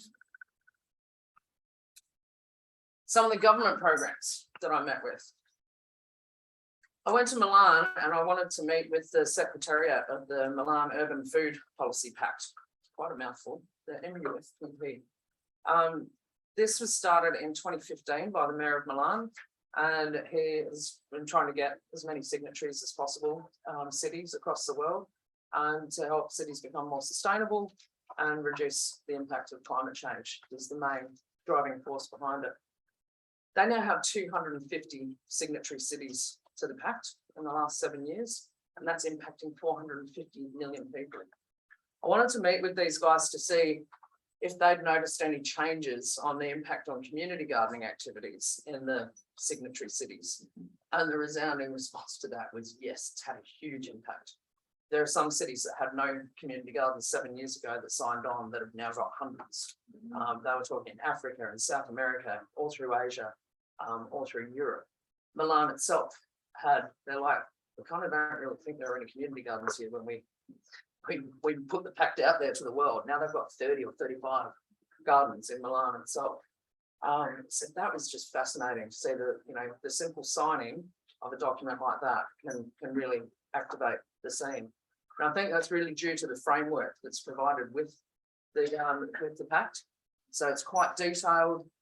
It's got so many practical and easy solutions for local governments to follow. You sign on, you grab the framework and go, well, we can do that bit, that works. We can activate that really quickly. And they've got it all there for you. You don't have to do all the legwork's been done. And they've developed this amazing community of practice globally around this as well. And they've now collected 621 practices around the globe that they're now going to review their framework because they've got all of these wonderful new ideas of how they can do things. And they want to give councils even more detailed plans on how they can really activate this space and what they can do, which is just fabulous. So we've got 2 signatory cities here in Australia, which is the city of Melbourne and the city of Sydney. So I'd love to see in the next 5 years that we can get a hell of a lot more of our local governments signing on to the pact as well and really starting to make some change. Because there's so many different elements to that framework. You don't have to do all of them. You know, there might just be one that your local government can tackle right now. And it'd be great to see that happen here in Australia. Main vert in Paris again. Main vert literally translates to green thumb, which is gorgeous. Really supportive organisation, all funded by the city of Paris.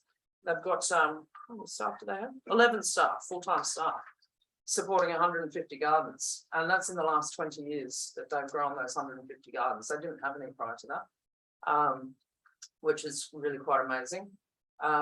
They do a lot of education, provide a lot of resources to gardens. They do heaps of work with establishing gardens. We're talking about soil contamination before. Found some really, they do some crazy stuff with soil contamination there.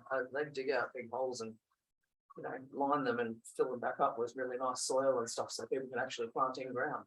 And, you know, you can just imagine how heavily contaminated the soils have been in the city of Paris. It's been there for, you know, I don't know, 1,000 years or however long it's been. So really, really amazing work that these guys are doing. They've got a place called the Maison de Jardinage, which is like a house of gardens or whatever, community resource centre basically. The staff there full time. Community gardeners can rock up and go, hey, we're having a problem with this. Can you help us out? Here's the seedlings aren't growing properly, or we need to pick up some seeds, or we need to grab one of your books. And they run heaps of workshops out of there too. I think they're running about 10 workshops a month out of that place, which is really wonderful. Lots of public events, lots of networking opportunities for gardens around the city. And yeah, just starting to see a city government, you know, really putting some money and some time and energy and people behind the community gardening movement. Community in Bloom in Singapore, amazing. These guys support 1,600 community gardens in Singapore alone. I don't know of another city in the world that's got that many community gardens. I hope I find someone that's got more, but I think they've got to be the standout. They've got 12 staff, fully funded through their National Parks program, have been for many, many years, mainly community engagement. So this staff is just, they're out there every day of the week going and visiting gardens. How you going? What do you need? What can we help you with? Do you need some more resources? Do you need some volunteer help? They bring in volunteers to help create gardens. They bring in volunteers to help do work in gardens that need it. Really starting heaps of workshops provided all the time. They do them on a larger community level. They go into gardens and do it on a smaller, just for that garden level. They do lots of, as we're going to be doing tomorrow, they do regular tours of gardens in the city, where everyone can jump on a bus and go and visit other gardens and talk to them and get ideas. They run vegetable growing competitions, all sorts of stuff. Really wonderful program, and great to see. And I asked them, I said, have you ever got any fear of losing your funding? You know, that's would ever dry up and you wouldn't be able to run your program. And they're like, no. Like, well, why not? And I'm like, oh, we've got the Green Plan 2030. And I'm like, what's that? And I'm like, Singapore's always been about a green city and a city in a garden. And that's just, it's never going to dry up. It just goes against every bit of legislation they've ever written. But this Green Plan 2030, part of that plan also says that they want to be growing 30% of their own food in Singapore by 2030. It's a very small island with very little agricultural growing space, and they live on imported food. And the only way the government knows that they're going to get to that target is to really activate community food growing. So they put more money into their community garden program. And they're also supporting people with growing at home, growing up walls. Vertical gardening is becoming massive in Singapore. Food growing on the wall, I love it, you know. So really great to talk to those guys. And then Green Thumb, which I mentioned before in New York City. These guys get like $2.5 million worth of funding every year. bare minimum. They've got staff of 40, really active community engagement team again that are out there every day visiting the gardens. How can we help you? What do you need? Big team of volunteers they can bring in to do all the big works and stuff as well. And they've got a youth, what do they call it? A youth leadership council, which is great. So bringing the young people in and really activating them as well. Lots and lots of workshops. It's stunning. 150 workshops a year they're providing to community gardens. You know, that's just amazing.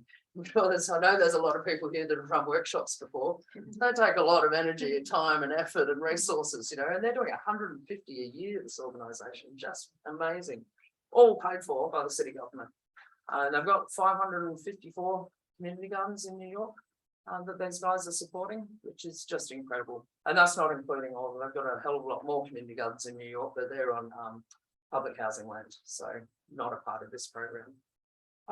They've also got incredible partnerships, and one of those is with Green Gorillas, who I mentioned before. So where these guys are a government-led initiative, they're quite restricted in what they can actually do. You know, they can't advocate for gardens against the council because they are the council. So Green Gorillas is there to do that side of things, you know. These guys have got a lot more money to provide resources and that, so they actually give Green Gorillas some of their funding, so the Green Gorillas can go and do the handing out of seeds and soil and things like that. It's just this really lovely balance that really rounds out a really amazing level of support for community gardens in New York. So you're not just getting that sort of government side of things, or just this little tiny organisation with a bit of funding. You get the big picture for it. And the community gardeners I met, they're like, oh, it's awesome. If we need this, we go to Green Fund. If we need that, we go to Green Gorillas, you know, and it's just this lovely partnership that they've got, which was really great to see. And then lastly, the most supportive governments that I saw. Wales was amazing. Well, the Welsh government is providing over 50% of social farms and gardens in the UK, their budget, through the programs that they're funding in Wales alone, which is just amazing. These guys initiated a Future Generations Act in 2015, which is all about sustainability and preserving the future for their young people. So pretty much anything they do in government, any policy they make or any works that any of the public employees go and do has to be measured against that act. Is it good for the environment? Is it good for our people? Is it going to provide us with a safe future? So I've got one example, big tree planting project at the moment. They want to, their targets actually unachievable, but I like big targets. They're wanting to plant millions and millions and millions of trees in the next 5 years. And social farms and gardens went, well, yeah, we can plant trees. Let us plant some community orchards. And they went, great idea. Here's a heap of money. Go and establish 130 community orchards for us. Just wonderful. So that's exactly what social farms and gardens are heading out and doing right now. And a lot of those orchards are getting planted in community gardens or next to community gardens, which is just great. So yeah, just a really, really supportive government that understands the importance of this space and urban agriculture and people growing their own food as a sustainable way forward for humanity. The USA, I don't know about you, but I'm still shocked that I put that up there. Not what you would really think. But during the pandemic, the US government, it's the only reason I put it up there, they recognised community gardens as an essential service. The whole of the pandemic, people had free access to their gardens. As long as they were abiding by public health requirements and social distancing and all of that, you could go to your garden, get your food and do what you needed to do, keep growing. Now, Nick and I, you know, working with Sustain and other partner organisations, we sent at the very start of the pandemic, we sent letters to we sent the federal health minister, to the PM, all the state health ministers, all the state premiers, you know, the territory chief ministers. Hey guys, you need to recognise community gardens as an essential service. This is where people get their food from. If they can go to a supermarket, they should be able to go to their community garden. What did we hear? Crickets. Correct. Absolutely nothing. Yet the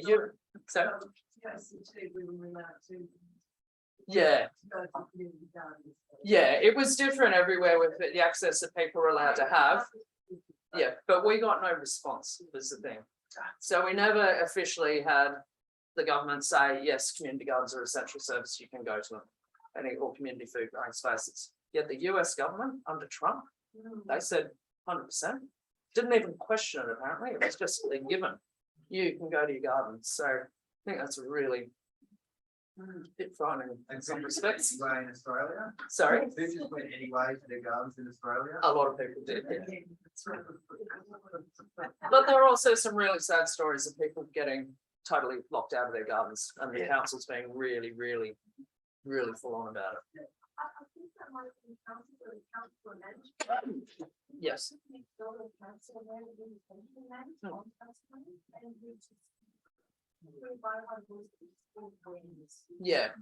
Yeah, it was really different all around Australia how that was managed.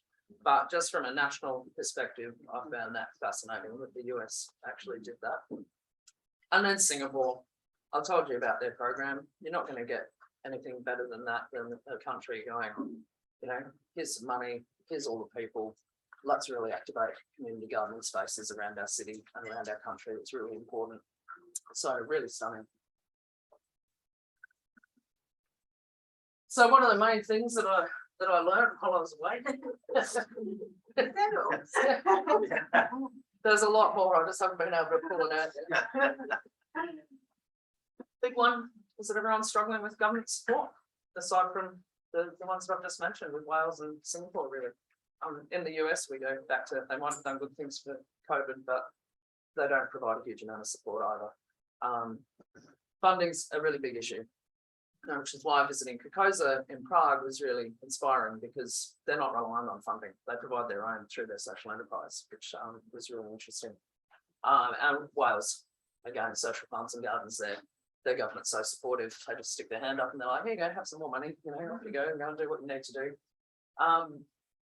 Also, people were talking a lot about how restrictive grant funding is, particularly in the community gardening space.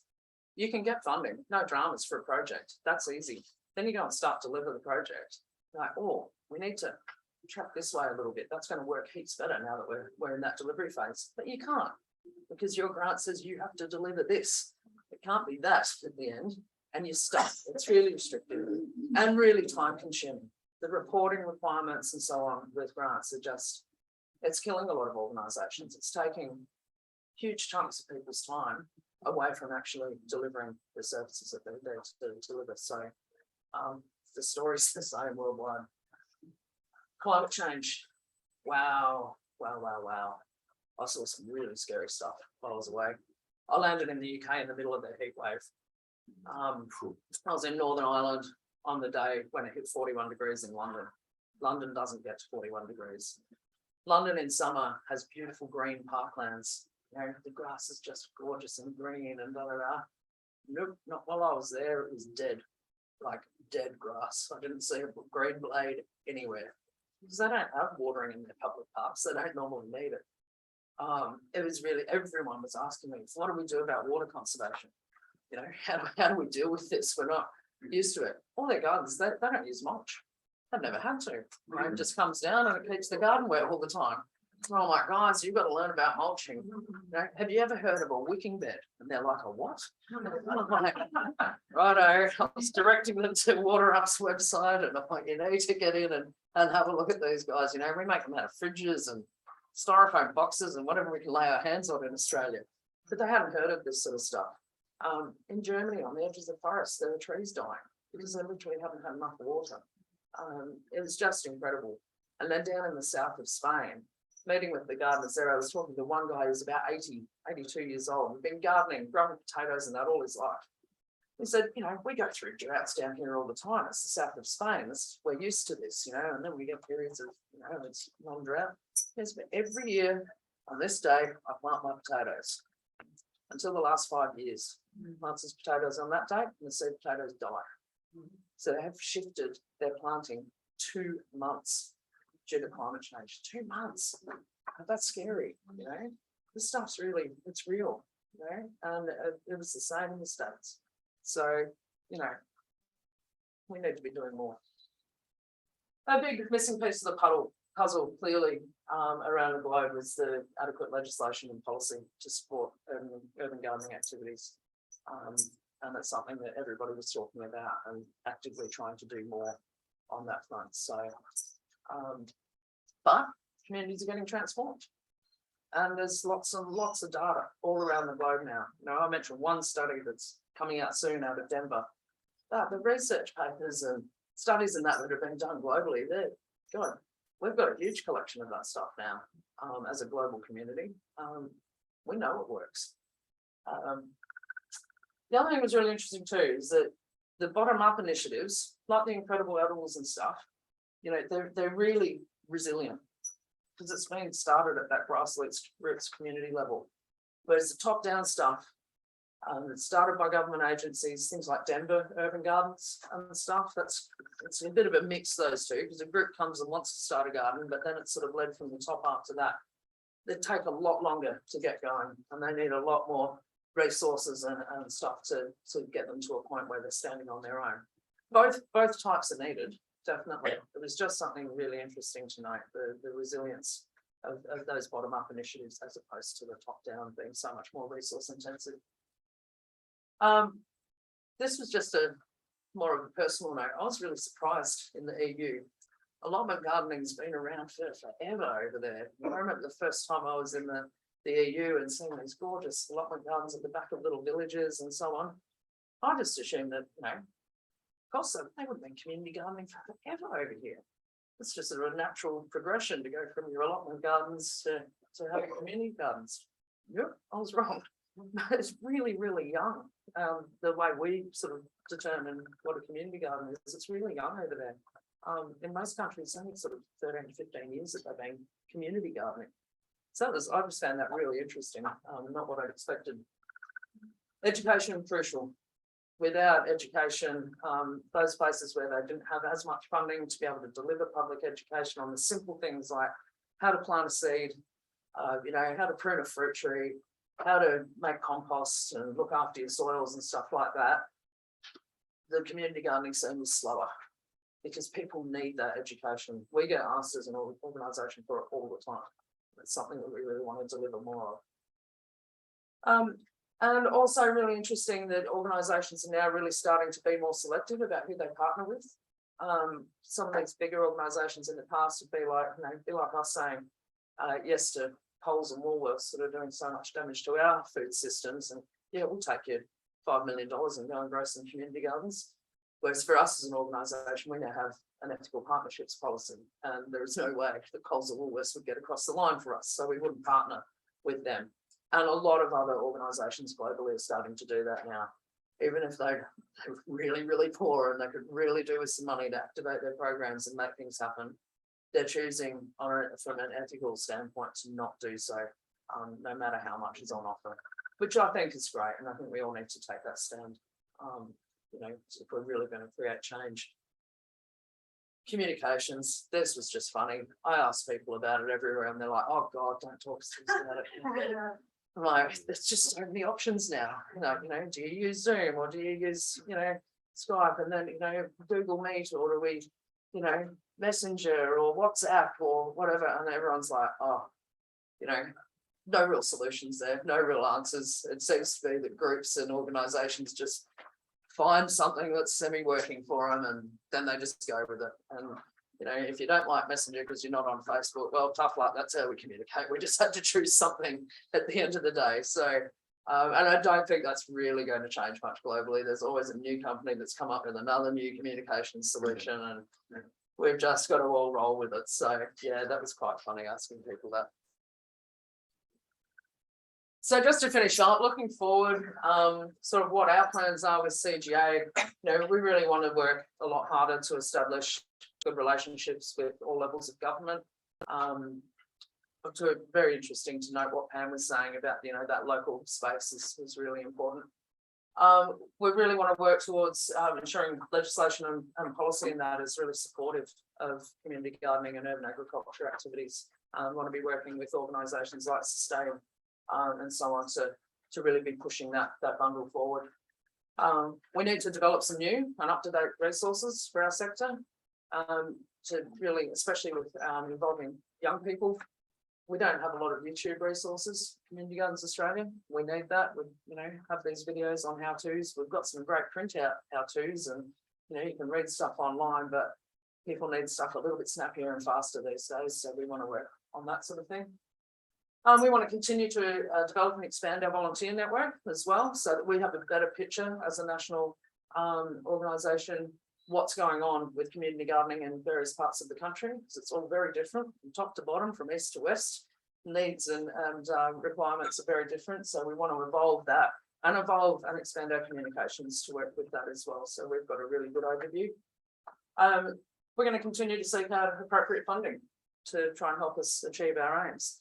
And that's going to be a big job for us this year with our strategic plan, is to start looking at how we're going to support the growth of the organisation and to bring some staff on board to ease up on the pressure on our volunteers.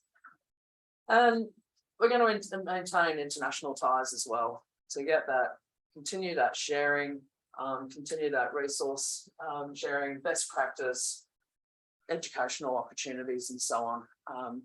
Because together we're stronger, you know, and everybody's struggling with having enough funding in that. We don't need to be going out and reinventing the wheel when it's already been done in Germany or in New York or something. And it was great to build this network of people globally that are also keen to share with each other and really make that happen. So we'll be meeting a couple of times a year from here on in and seeing what everyone's up to and what's happening and what we can share with each other and how we can do things better, which will be really great. So that's the end of what I had. If anyone's got any questions, you're more than welcome to ask them.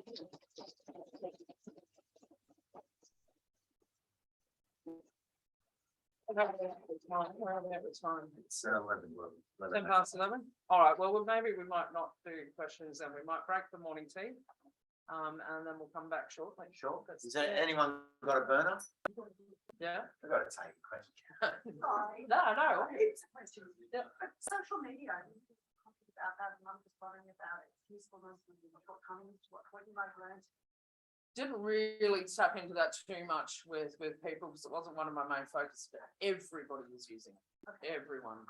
And it's a very powerful tool that all the organisations are using. So yeah, most of them are trying to find a really good user of social media who's normally a lot younger than what I am, who knows how to navigate these spaces. Yeah. I don't know how you do it, mate. You're amazing at it. Oh, yeah, just how it evolves and that. But yeah, these organisations are amazing people doing their social media for them. Yeah. Yeah. What is the signature? They've signed on to the Milan Pact, so they're a signatory. They've signed it. Who's that? The various cities, so like City of Melbourne, City of Sydney, City of Milan, all over the globe. Yeah, the city governments. Yeah. And so what's the process of getting cities on board? Because if you've got one as an example, and then you sort of, we'll just say you go to Melton, and Melton is giving you a hard time. There's obviously ways and means of promoting it. It's like, set example and then get someone else to follow. Yeah, I think that would be really well placed to answer this. If you would get your councillor, the councillor that you would lobby and say we want Melton to become signatory to the land tax, they get a notice of motion. So that's what Sydney did. Jess Miller put up a notice of motion. Put the mayor on side, got councillors, and they endorsed that and they became a signatory. That's what it is. Get a councillor, notice of motion, ask them to do this. Yeah. I can share the motion. I just got a quick question about volunteer agreements like that. So unfortunately, we've had a lot of volunteers come to retire and die and whatever, and it's really hard over the COVID period to encourage people to come back to our safe area. I know it's safe, they're not next to COVID, so their age. How do you encourage and build up that relationship again with community for them to come back to community garden after COVID? Should have been on the meeting that we had with the Purwong Community Garden the other night. Food. Seriously. But unfortunately, getting that age group, they're retiring and dying, and so it's hard to encourage the younger ones to come along, because where I come from, near the Winery Wall, we're all farmers that come together. We all already have 3,000 acres of our own, and it's really just a social meeting with the students who are 78 community garden beds for the students and volunteers. But yeah, we're just also busy to try to fit it in, and how do you make it work? It's a big question, and I'm sure everyone has the same. yeah, I was actually, sorry, It's very different than city, like. yeah, I visited 8 gardens yesterday out, Winston, I don't know. Yeah. Danny, Yep. whatever. They all have little house spots, like I noticed around here, everyone's got small house spots, so it must be great to get out this week. We've got like 5 acre gardens, so for us, it's like, well, we're gonna go, but we're gonna do, you know what I mean? So how do you make it work for when you're in a country area? You know, does anyone understand what I'm trying to say? I come from a country area, I'll have a chat to you around, if you like. yeah. Oh, there we go. We'll work it out together. So We live in a tiny little town too, as Naomi well knows, but the community gardens behind the Anglican church, and they only have a service every third Sunday. And we've got a library that's open half a day a week. And we've got a primary school with 110 kids. But those three, there's other things in town too, but those three have a role in the community garden. So it's sort of not just individuals, it's about, you know, going like the school kids and the librarian engaging in the school holidays, and the church people from the church every third Sunday, and having the gatherings. Yeah. You know, I think the thing, I think that with food shortages in the supermarket, people on rural big farms are in production, commercial agriculture, also need to be reflective of the idea of local food, as the speaker said this morning. You can grow and develop local food. So I think there's a whole lot of motivation for farmers to actually think about how they can work together to actually produce local food and how you can invest in your own economy that way. So, Definitely. Yeah, I think this is something that we'd really like to do, maybe an online workshop on. So yeah, definitely. Cool. So that's probably a nice point at which to have a little break. And I'll just make a note here, everyone, that after this wonderful talk from Naomi, the people responsible for this wonderful human actually asked us the last 2 questions. So I'll leave you to join the dots as to who these 2 wonderful people are. But thank you for this.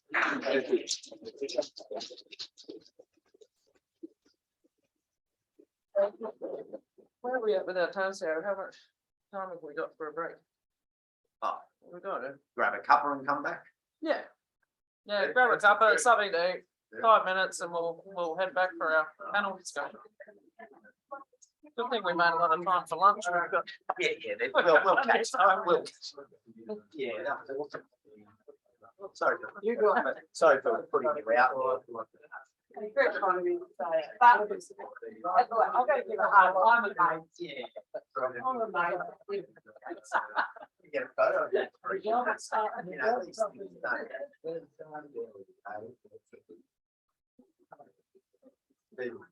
Yeah, well,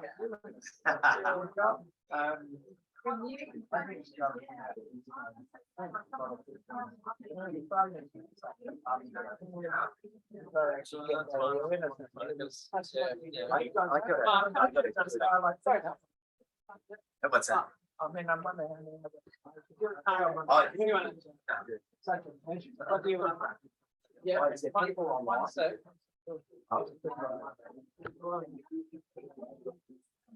Hang on, That's the one. I know. I dip it in water and then there won't be as much vitamin. Sorry, I called you out. I had. It's too nice. Hi, everyone online. How are you? I can see someone having a cuppa, but I can't. Yeah, here's to you, and thank you for being there. I don't know if you can. I don't know. I can't sort of see any comments, but there he is, Nina. Yes, hi. it's me. Do you Hi. remember me? I hope you're enjoying it. Everyone's just having a cuppa. Yeah, I was doing the same. But, and who's that? Let me see. Edible Scapes, Narang. Hello, Edible Scapes, Narang. And Jonathan in Warburton and Lynn Mansfield. Hello, Lynn. This is cool. It's so nice to have you here. Costa. Everyone's just going back and getting some cake and morning tea. As you can see, they're gathering down. There's lots of. I have a question. Our community garden is on the land of the state hospital at the school. I want us to be there. Oh yeah, I can answer that. Maybe we'll go to these. Maybe we'll go to these just when we come back briefly. Yeah, we'll come to a few of your questions when we come back. Yes. But yeah, thanks for being here. It's awesome that you're here. And I hope, are you hearing it all okay? Oh, who's that? Oh, that's Jonathan. Hello, Jonathan. I just saw your chickens there before. I thought that's nice that the chickens have come to the conference. I'm very pleased that the chickies are in the house. But yeah, how good was Pam's talk? She was awesome. Now, I love Pam's talk. you're making me thirsty. I'm going to go and grab a cuppa. Enjoy the interaction here. In the meantime, I'll see you in a few minutes. Go and have some snack. We're on the line here. I want to just open up the Magmund website. Is that all right? Just. Oh, I'm there. Yeah. Yeah, you should be able to. Yeah, just go on. Sure you go can. on. Chrome. Yeah.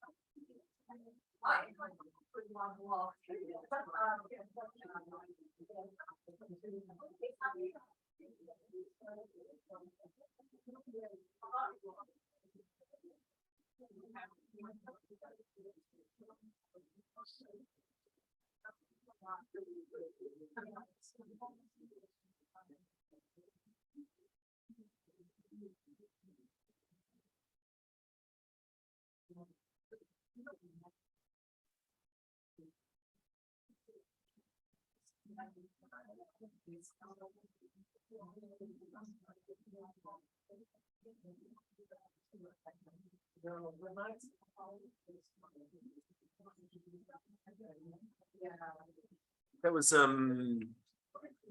you did really well. Sort of, coming back and it's half your report written just there. Just what you said. It's all recorded, isn't it? Just transcribe what you said in this report.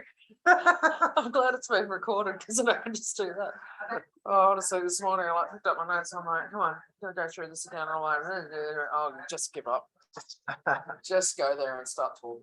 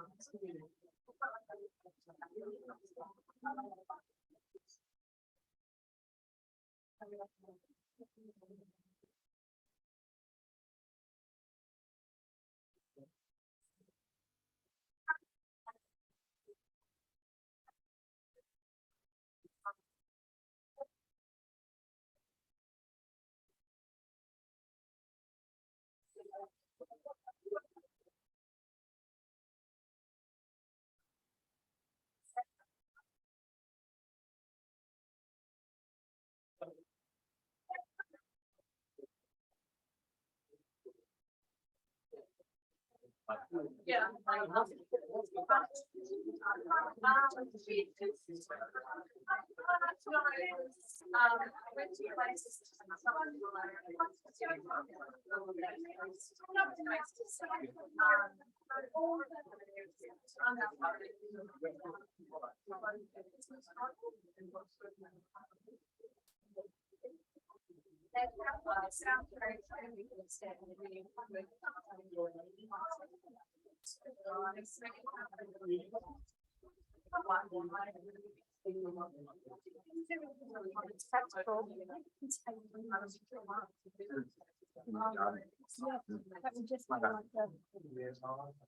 I'll do that. That's what I want. She's loosely connecting it to what she's doing, so I can. I'm such a very.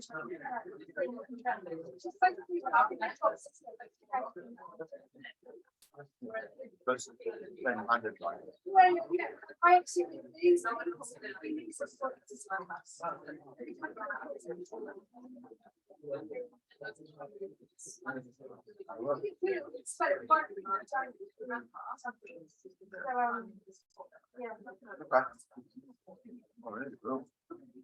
Hello, Costa. I'm just going to say hello. Because if I don't, I'll go back to our community garden. And so I didn't say hello. So I'm saying hello. No, where's your community? We're in the community garden down in Clarence, down in Costa. Yeah. Sort of had 40. Have we- I gotta come visit. You'll be behind time, mate. It's people who walk past and say, we know Costa, we'll come. And we also have. I know who it is. Older couple. Right. Older than me. You Um, know what their names are? Those I couple that couldn't do those that. cross fans. No, Yeah, they're always. Yeah. Oh, Okay, okay. I was just. Check Clarence the other day, sustainability is in Wollongong. And we won the fund. Like the day. Clarence. I know, we do. Yep. But Davidson was Yeah. just an absolute They're gonna be like. abomination. Planted that, we've got a wheelchair area, so in the garden. Yeah. What do you had some? You had some questions? There is some questions. We need a community garden, I'll find you. I just wanted to, But Clarence, I just, Okay. please. yeah, I don't want to do. Yes, like, yep. keep the response to- Thank you. Thank you. Thank you for saying hello. You don't know about it, I mean, you're just saying it, sharing it, something about it. It's like, Right, okay. So if I could have, I don't know, maybe 3 minutes just to kind of run through like a few things. And then happy is the. Yes, perfect. All right, let me go get the iPad with questions. Yep. And I'll get Alex to make sure to see the share screen on that. Right, were you?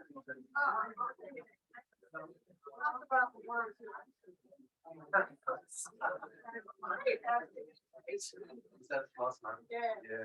Yeah, what were you doing? Oh, great, so I've be that, like, just. Yeah, I mean, there's gonna be.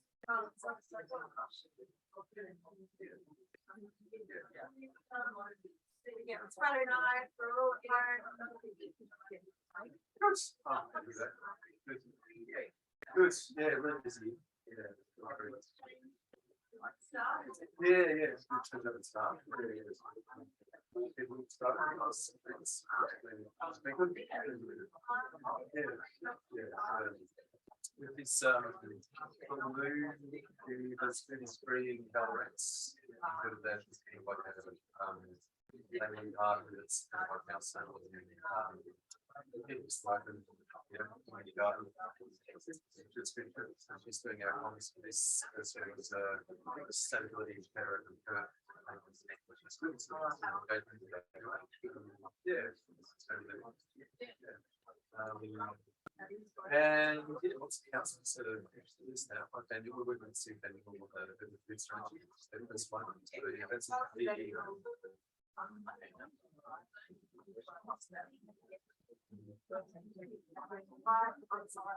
yeah, there's a councillor who's really championed this. They've got a, yeah, most councils have visibility. Yeah. So, and then, yes, you know, Hi, Ernie. Are you there? Do you know what is happening? Are they in group discussions? No, they're just having a chat.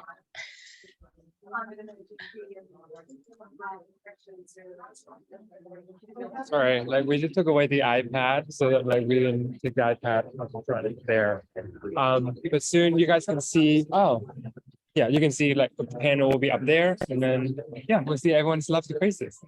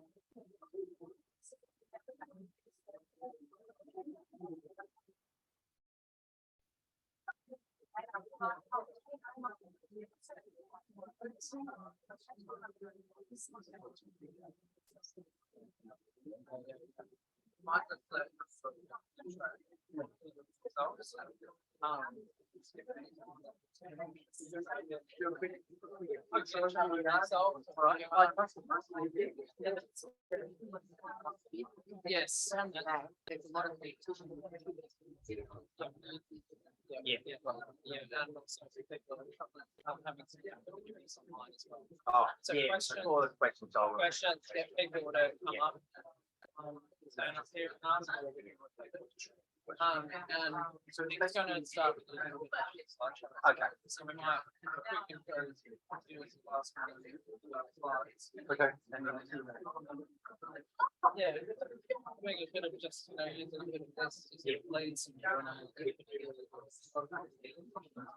Yeah. So I'll leave with a couple of those and then just see how people are going. Yeah. There, up well. And let them talk. Yeah. Okay. Well, if you're gonna talk to that. Yep. Share screen, yeah. Where you want? I know you sit in it. Yeah. Mike. Oh, no, where is?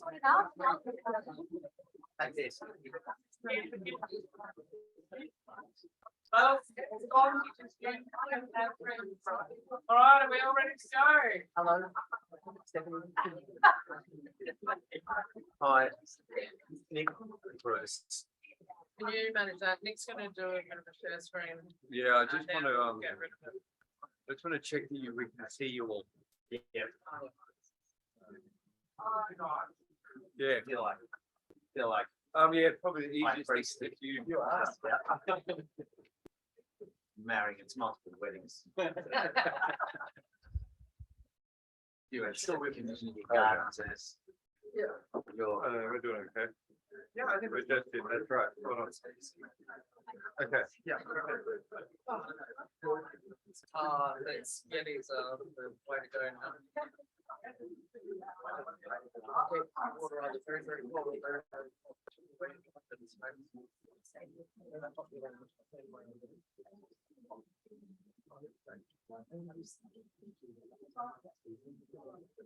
Yes. Yeah. So I think we're ready to go, everyone. Is everyone good to go up there in the kitchen? Actually, speaking of the kitchen, can I make a special note of the wonderful single-use free morning tea that we had there, and what a wonderful example that is. And I think it's more just a reminder that we can do these things. The muesli in a jar, like everyone's got jars. No paper napkins. Yeah, sure, they're compostable, but they're still paper. All the plates, the Tupperware, so that you can just put a lid on it and put it in the fridge very simply and wheel it out. Really simple things to take. I see that stuff. I can't help it. It's great to see so many people here with their own cups as well. Well done, guys. So big welcome back to all of our viewers at home. I had a little bit of a chat to them during the break. Well, it was a one-way chat. So I didn't actually talk to them, I spoke at them. Because I couldn't hear anything. It was just hello, and I named you all. So welcome. So we've got a wonderful panel here who are going to introduce themselves and have a little bit of a chat about our topic, which is what is the role that governments can play to empower community gardening activities. And we've seen in our both talks so far from Pam and Naomi that is threaded through the morning's presentations. How can they support community connectedness and involvement in these important local food spaces? So first up here on my left is Nick Rose from Sustain, and Nick's going to briefly talk to us a little bit about his take on the topic, but start off with his discussion about the Growing Edible Towns and Cities report, which recently was released last Friday. Now, you want me to do that? Oh, yeah. Go for it. All right. Morning, everybody. Great to see so many of you here at Ceres this morning to celebrate the annual gathering of Community Gardens Australia. And it's great to, great to be able to share some of our work and support Community Gardens Australia. We've been working with Naomi and the team for many years now on building the agenda for community gardening and urban agriculture in Victoria and nationally. So just want to, sorry, I'm right in the way of the street, but how many people know that it's Urban Agriculture Month this month? Quite a lot of you do, fantastic. Is anyone organising an event? This is an event for Urban Agriculture Month, so you're all part of it, but a few of you are. If you are not, and you're part of the community garden, invite you to have a look at the events map. There's over 180 events taking place right now. Just see if this will load. Yep, so you can just look at all the events taking place around the country, including over 100 in Victoria. Many of them are community gardens. They're workshops, open garden days and tours. The community garden movement is really supporting the agenda for Urban Agriculture Month, which is really to build awareness about all the things that we've heard this morning, all the things that you live and breathe in your gardens every day. Why all this matters. If you haven't visited that site, I encourage you to go and have a look at the diversity of activities that are taking place around Victoria and nationally. And if you do have the opportunity and you feel inspired, I encourage you to organise an event and help build the profile of this movement. So just very quickly to lead us into talking about the question about the role of government. How many people heard that back in 2020 we did a survey about pandemic gardening, the pandemic gardening survey? A few of you, some of you haven't. 9,000 Australians completed this survey that we did online during July 2020, including 3,618 in Victoria. A big database, over 25,000 comments, a real outpouring of all kinds of things really about what people were feeling during that time in June, July 2020, what gardening meant to them. Some really important messages came through, including around mental health. That was a really, really strong message at that time. So if you have not looked at that, I'd encourage you to do so, particularly if you are looking for funding. If anyone is applying for grants, having this data set actually is very helpful to persuade your local government or your philanthropic foundation, or wherever you're looking to get funding for what you're doing, to say, well, here's the voices of 9,000 Australians talking about just how much this matters and why it needs to be supported. So, there's a whole report, and we created a couple of infographics around that as well. So I would encourage you to have a look at it. Now, in terms of the role of governments, this is our report that we released last week. This research was commissioned by Agriculture Victoria. So Agriculture Victoria is, for those who don't know, essentially our Department of Primary Industries in Victoria, part of the state government. For the longest time, they've only been talking about exporting agriculture, broadacre, irrigated agriculture, the dining boom replacing the mining boom, all this kind of stuff. 2018, they started talking about artisanal and small-scale agriculture. We did some research for them back then, and then they created a grants program supporting small-scale regenerative farmers across Victoria. Earlier this year, they asked us to do a first ever survey in Victoria mapping the urban agriculture sector, commercial and non-commercial. So obviously non-commercial includes community gardens. And last week at William Angliss, we released that report to over 100 people. A lot of really important information and findings in that as well. And we finished that with a roadmap for governments, local, state and federal. So creating policies and plans, a statewide food security and food system strategy and urban agriculture strategy, reforming the planning laws to address barriers to access to land, creating financing and funding. Part of the pandemic gardening survey was a call for the establishment of a $500 million national edible gardening fund. $500 million sounds like a lot of money, but this country, us as taxpayers, we're spending over $200 billion every year dealing with the direct and indirect costs of mental ill health and dietary ill health. Just those two things together are over $200 billion that we as taxpayers are spending every year. So we're saying invest in community gardens, invest in urban agriculture in as a matter of preventative health, which we've been underinvesting and underspending, for decades as a country. So funding, capacity building and infrastructure, governance and coordination as the 6 pillars of that Growing Edible Cities report. And in really positive news, this is on our LinkedIn page, if anyone's on LinkedIn. Last week in Sydney, a report was handed down from the Committee of Environment and Planning of the New South Wales Legislative Council. This was a year-long crossbench committee, not governments, chaired by the independent MP for Sydney, Alex Greenwich, along with 4 or 5 other MPs from different parties. They took written submissions from 77 different organisations, including Community Gardens Australia, 44 witnesses, a huge spectrum of opinion, and they handed down their report with 36 recommendations, including really highlighting the role of community gardens and urban agriculture.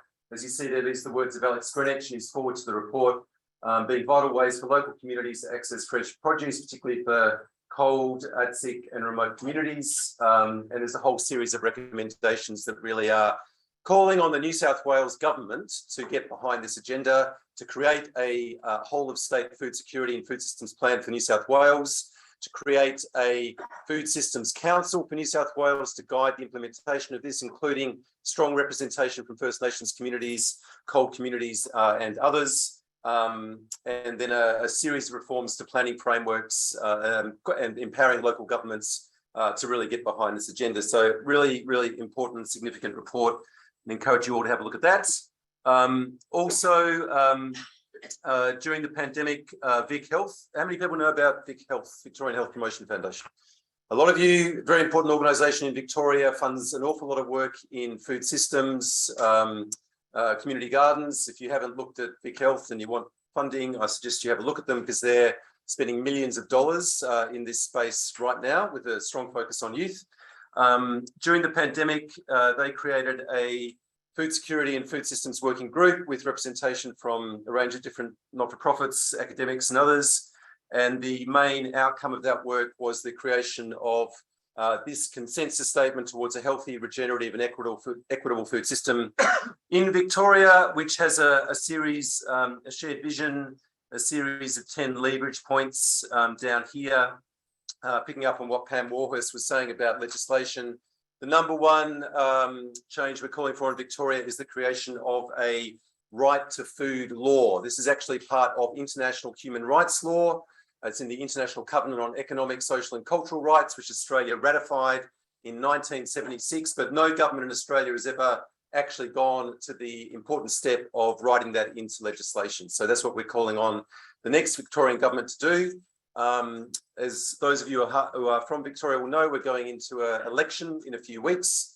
If anyone wants to support us with this advocacy campaign, we've got a template email and letter that we're going to put up on this website to send to political candidates, to MPs, to parties, calling on them to get behind this agenda and commit the next Victorian government to its implementation.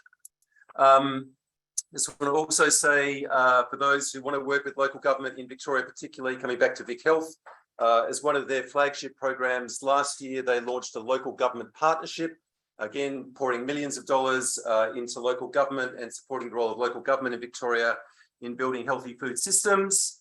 And part of that was the creation of these modules, a series of modules for local government staff to skill themselves up. And as you can see here, one of those modules is creating thriving local food systems. My organisation, Sustain, wrote that module, and there are 3 recommendations that we are calling on for local councils to implement. So first of all, to organise a community food festival or forum. Secondly, to create a local food coalition. And thirdly, to implement a food system strategy. So that's a resource, and it's kind of like stepped out in detail, and you can download that document online. And finally, not to take up any more time, but we are working in terms of what's happening in Victoria right now. There are many councils that are really getting behind this agenda and implementing it. We are working now with the city of Banyule. Is anyone from Banyule? Yeah, you are? Great. So I don't know if you've seen this in Shaping Banyule. You have? Have you filled out the survey? Fantastic. All right. Thank you. Great. Sorry. So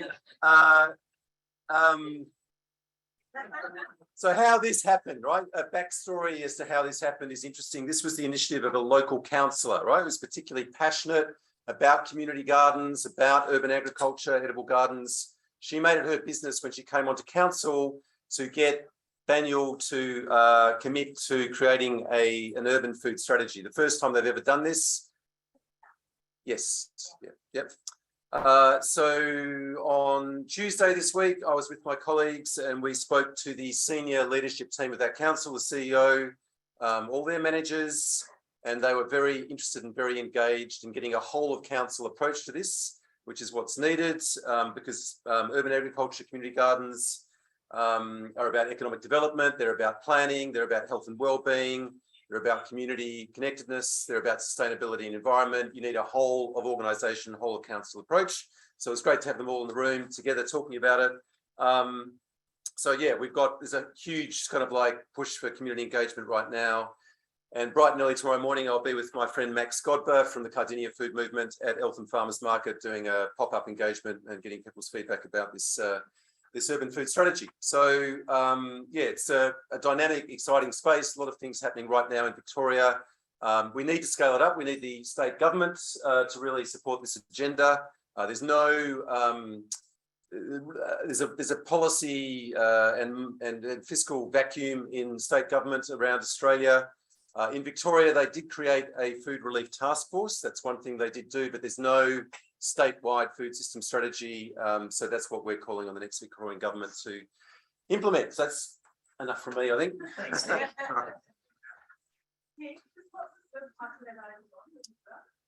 Right.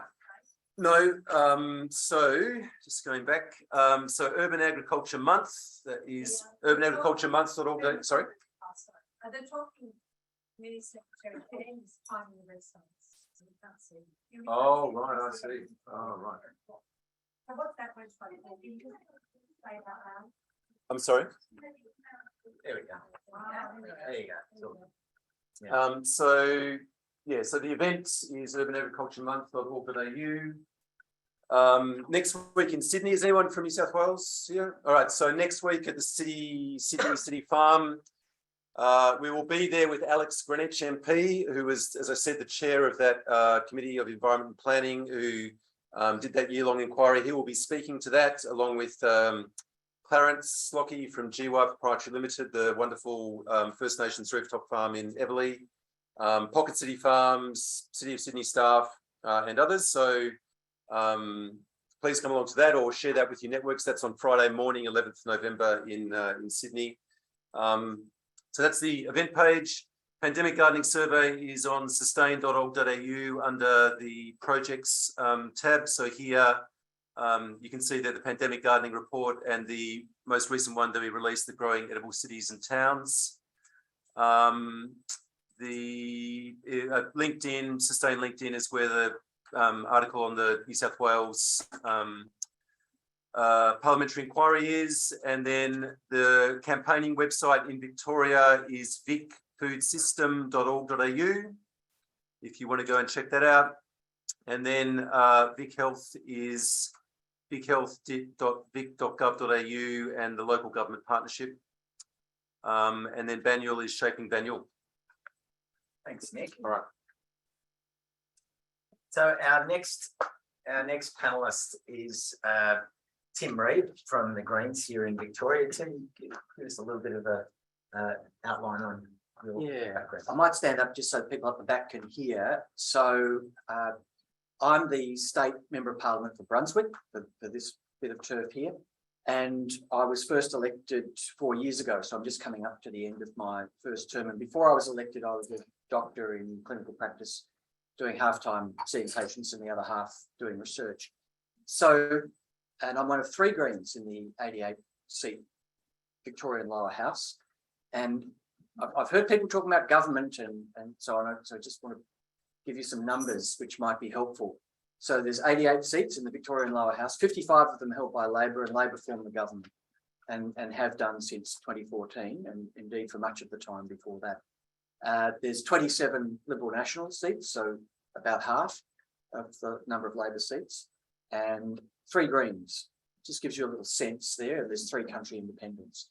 So I see my role in Parliament very much as being critical or applauding either side whenever they say or do something bad or good, and pushing them to be better. So that's my role and background in a nutshell. And one of my kind of interests, really from when I was a medical student onwards, has been in food and nutrition policy, and particularly the prevalence of junk food, the pandemic of what's sometimes nicknamed diabesity, the combined type 2 diabetes and obesity epidemic around the world, and indeed much of the developing world now. And so I come at community gardening from a particular slant, which is that one. So I'll leave it there, Costa. Thanks, Tim. I'm a bit of a stickler for little words. There was another one that I picked up, but diabesity, that's a good one to amplify and expand that out as a really nice way of combining those 2 problems, which is what they are. So our third panelist to my left is Stephanie Degenhardt. Tell us a little bit about your background, Stephanie. Yes. Hello, everyone. Let me know if you can't hear me. Just sitting now to be comfortable. My name is Stephanie Degenhardt. I am from Oslo, Norway, just by chance in Australia because I'm on maternity leave. And I saw this gathering happening and thought I need to go here. Because I'm working with urban agriculture in the city of Oslo. I'm working for the Agency for Urban Environment. And we have developed a strategy for urban agriculture for our city. And I'm particularly working with research into urban agriculture and how it can help us as a city to develop, how it can help us as a city to deliver the services we need to deliver. And everything, a lot of things, how to create more greener and livable cities, basically. I'm also an economist. Sorry about that. But I'm also I've also studied environmental science. I'm an activist, so you know you can have many hats and many personalities. So, yeah. Thanks, Stephanie. And Naomi, do you want to add anything to what you've already said today? I think we've had a good introduction to who I am, Costa, so we can. Yeah, just before we go into the panel, do you want to put that back on the Yeah, just on the. just so we can see in case there's any issues of projection for our people watching. We're checking in the back as well, but we'll do that. Thanks, Josh. So I thought the first question for the panel, what are the best examples of government support you've come across? Stephanie, do you want to start with that one to give us your perspective from away? So I'm just talking about Oslo because that's what's closest to me. One thing that the city has done, which I think is very helpful to see, I saw it already coming up, is the funding. And we have, from my perspective, luckily, a green government in the city. And they have pushed really for urban agriculture and support. So we have an annual support scheme of about $300,000, where we support different projects. And I'm talking about urban agriculture, but it always includes community gardens. So I'm looking at a wide perspective. So I think this is something which is very positive. I mean, it's by far not enough because I get, oh my God, numbers. We get applications for about 600,000. So yeah, roughly. So we can't even, no, I think it's like more. We can't even handle all that interest, but showing that to politicians also helps us to raise the number slowly on the next budgets. But that's part of the city budget, and that comes every year. So we know that's we can rely on that, which is really one of the big problems, right? That funding is always really unreliable. So I think that was a really good example. Should I just keep going, or do you want to? Another good example, I thought, especially on the topic of connectedness and how people get together, partly also the funding, is that we have in Oslo a community garden, which is now run by the municipality, and the municipality has employed a city farmer, a full-time position, who runs the whole thing and can guide different groups, different volunteer groups, helps to make this coalition happening between the volunteer, the grassroots, because the whole project was actually, there was a grassroots project. It was an art installation. It's playing in the city. It's very polluted, so there was a big soil procession where a lot of farmers, ecological farms from around the city transported soil on a tractor, a procession transported in the city as a starting ground, and then that's where it grew up. It's beautiful. And because there is grassroots, there are a lot of volunteers, and because the city came in, because it's communal land, and employed a farmer, it kind of is more of a sustainable way of running the whole space. I mean, the hiccups, there are always hiccups there, right? But yeah, I thought that was a really good example in how the government can come in to support the whole. It's interesting that you mentioned that, Steph, because we actually showed a story on Gardening Australia last night of the North Fremantle social farm, and the community there set up a committee and then basically worked out on that 1,300 square meters how much they could grow, and they've got 200 subscribers, and each of them pay $400 a year. Now work out the maths on that. That's basically $1 a day. And those 200 people can come and pick, but they're properly paying a market gardener to grow the maximum amount of produce on that site and to operate daily with signage, pick here, do this, do that.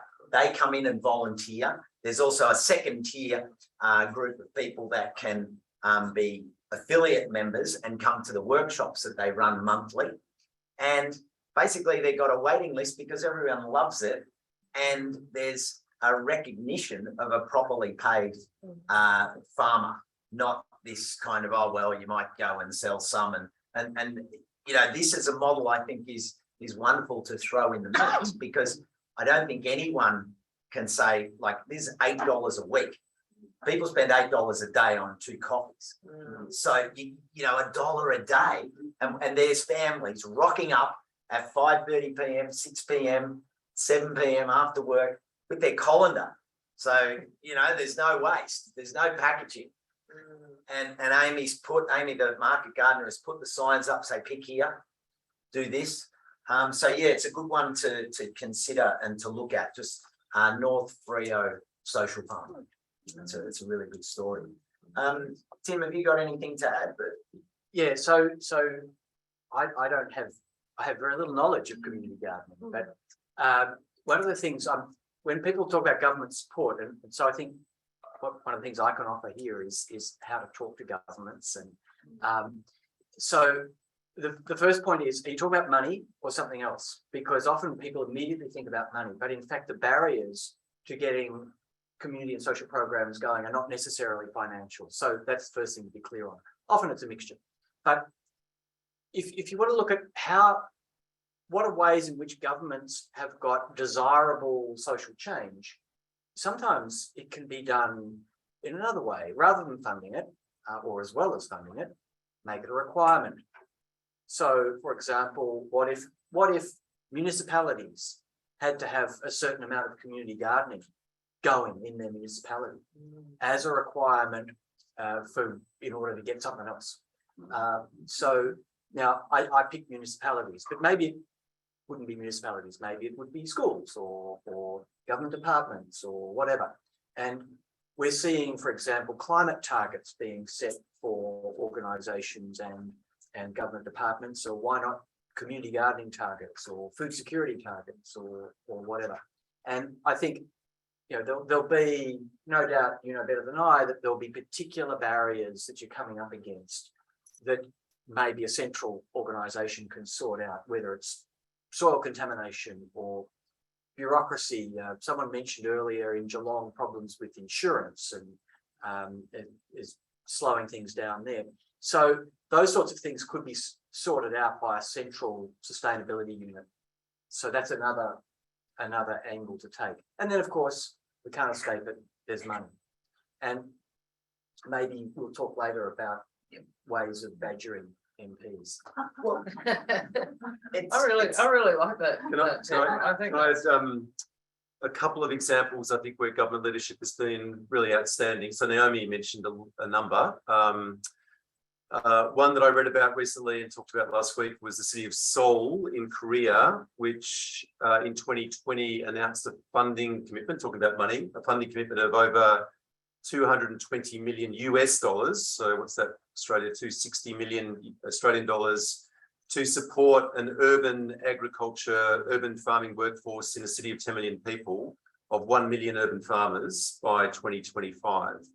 And that's a whole training, capacity building, infrastructure, rooftop farms, vertical farms, you know, everything. 260 million Australian dollars from a city government, not the federal government, not a state government, a local government, the city government. That's why. So that's where it can get to. Another local government that showed real leadership and purpose when it comes to this was Belo Horizonte in Brazil.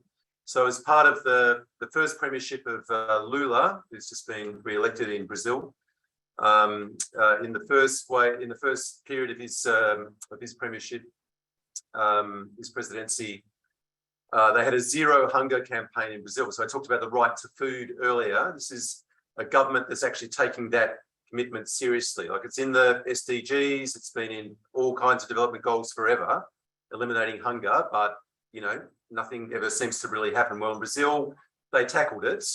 And in Belo Horizonte, they managed to reduce child malnutrition by 50% within 5 years through a comprehensive citywide program, including bringing affordable farmers markets to low-income neighbourhoods, creating what they call popular restaurants, restaurantes populares, 50-cent healthy meals that anybody could go in, a bit like Lentil as Anything, but no stigma. You can walk in there with a suit, you can walk in there whoever you are and get a really hot, locally sourced meal for 50 cents and a whole series of programs like that. So that's just two examples where local governments have really driven a massive program of change. And it's interesting because I think we're really tapping into the core of this panel now.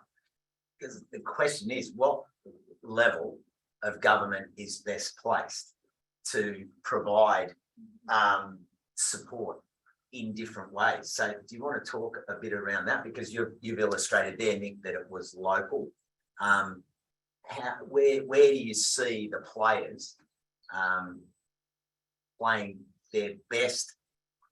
Their best. Well, it's like an orchestra. If you think of it like an orchestra, they've all got roles to play. I think federal government has got the deepest pockets in a country like Australia. They've got the greatest resourcing, and I've framed this around preventative health. When we did actually have serious preventative health commitment in Australia, it was under Nicola Roxon and the Rudd government going back about 15 years. There was actually a national preventative task force and funding commitment.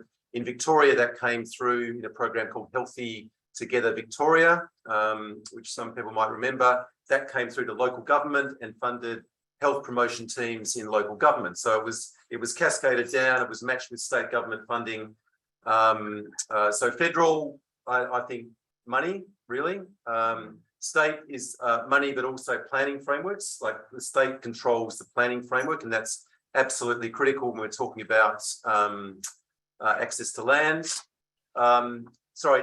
Going back, federal government also has a critical role to play when it comes to fast and unhealthy food in terms of the competition law framework and the advertising and marketing of unhealthy products to children, sports sponsorship, these kinds of things, which is absolutely a total free-for-all in Australia. There's no controls on this whatsoever. We get saturation advertising during every sporting season in this country. That needs to be controlled. State government also needs to control the rampant expansion of franchises and built fast food environments. We worked for many years in Cardinia Shire. They talk about a food swamp. I don't know if anyone's heard about a food swamp as a term. That means it's mainly low-income neighbourhoods being saturated with unhealthy food outlets, and it's expressed as a ratio of unhealthy to healthy. In Cardinia, that ratio has nearly doubled over the last 10 years, gone from 6 to 1 up now to 10 to 1, something like that. So there's no controls in the state planning framework. The state government needs to make it clear that health and wellbeing has got to be a key consideration when local governments are coming to look at planning approval decisions. And then local government enabling with working with communities, access to land, grants programs, all these kinds of things, because local government is closest to communities. So I would see it as complementary roles from all tiers of government. Costa was talking about a community farmer. So I'm actually a full-time community farmer as well. I'm employed by a development group called Cape. So we're based in Cape Patterson, and we're talking about planning and how that's really crucial. So I guess what we need to do in planning, is food sensitive urban design, is like food sensitive urban design and planning. And what we're doing at the Cape there is basically working with the developers to build the infrastructure that's like A-class living gardens and infrastructure, like really professionally landscaped out community gardens with a full-time community farmer. And that is supported by not the state, but the feds, supported by a vigilante or activist developer who's forked out $2.5 million to develop this project. And it's a really fascinating project because it provides a case study or role model for other developers to go, there's actually money in this. If we build a beautiful state-of-the-art community garden, get people involved, community engagement, produce heaps of food, we can actually pay a lot more for people to live here. It's basically people are coming to this place because they want to participate in the community. So it's a bit crass, but we're getting a price tag on the price of a really high quality community garden and community store. So I think planning can be a bit more specific around maybe if you want to need a development, this much early green space, and also a section of that needs to be reproduction. Something like that. Just once the developer has handed over the the program of the subdivision to the council. That whole thing is. Yeah, such a risk for sure. So basically there's it's basically there's a whole government structure based around the whole state, but there's also an incorporated association, which is one of the so our goal over the next 2 years is to transition from developer to community. So that's what we're working really hard on. Well, this is where you would Yeah. Social justice. No, this is not the example we need before, but this is the example where something has happened as a case study. Players can come and look at it and go, this is a Australian climate. Yeah, just for our online attendees, you Yeah. probably So- haven't been able to hear any of Yeah, that. sorry. We've got the urban farmer from the Cape Community Farm, which is an outstanding community garden initiative that has been developer led. And I know all the people that have been involved in this project. It's one of these wonderful examples that now can be taken forward, and they're really trying to encourage other developers. And this is separate to government because they haven't had a huge amount of backing on that front, and they're trying to encourage other developers to really follow this model, which is really outstanding and exceptional. And if you go to the Cape website, you can actually download their management plans and everything, which is really, really stunning. And we've just been told here, you wouldn't have been able to hear it, but now they're in a process of handing over from the developer to the community association that's been established. And this has all been developer led, which is really wonderful. But there's real opportunity with having wonderful case studies like the Cape for government to step in and actually provide, demand this of our developers. Yes, we're wonderful. We need you to develop new land for us. We need more housing. We need all of these spaces, but there's really amazing ways that you can do that. That really encourage, far more sustainable local food systems and communities for people. So we've got that gap. Well, we've got that differentiation for everyone listening. We're talking right on that line between government-led, non-government-led. Stephanie, you were sort of agitating there. Yeah, I wanted to add on this. I'm coming back to a question about where should the role be, which part of government. That's the case for the local government, because the society developer maybe have it first, but if the local government come in, and then they can make sure that it's run as a community space or what it should be afterwards. And we do that in Oslo, for example, that we try to make it easy because, okay, I must say, I don't know how your government works here, but in Oslo, it's very siloed. You have the health sector, you have the local planning sector, you have the environmental department. And it's very difficult to work across them. And then, it's the same. Typical for governments, I would say, which makes sense on one level. It's very difficult on another level. But so what we were trying to do in my sector, for example, is making it easy for the planning sector. What do they need to care for when they develop new department blocks or whatever? So we say we need to have access to water. We need to have green space where you can grow. We need to have sunny and shady spots and everything that is in place before developer actually develop it.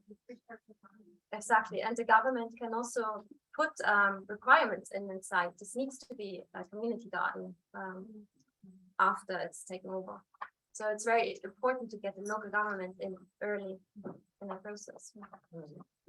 Yeah, just in terms of level of government, I think local government is obviously closer to where the need is, but they're also the poorest. They lack money. We have council rates are capped in Victoria, and often state governments load responsibility onto local governments to do things like vaccinations and so on, but don't give them any money.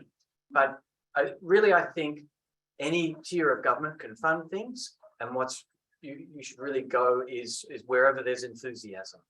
So if there's a council officer or a councillor or an MP who's enthusiastic, go there. I think that the days of siloing things in particular areas of government are gone, and particularly for a neglected area like community gardening, just go wherever you can find a weak spot. Can you tell us who the weak spots are? Next session.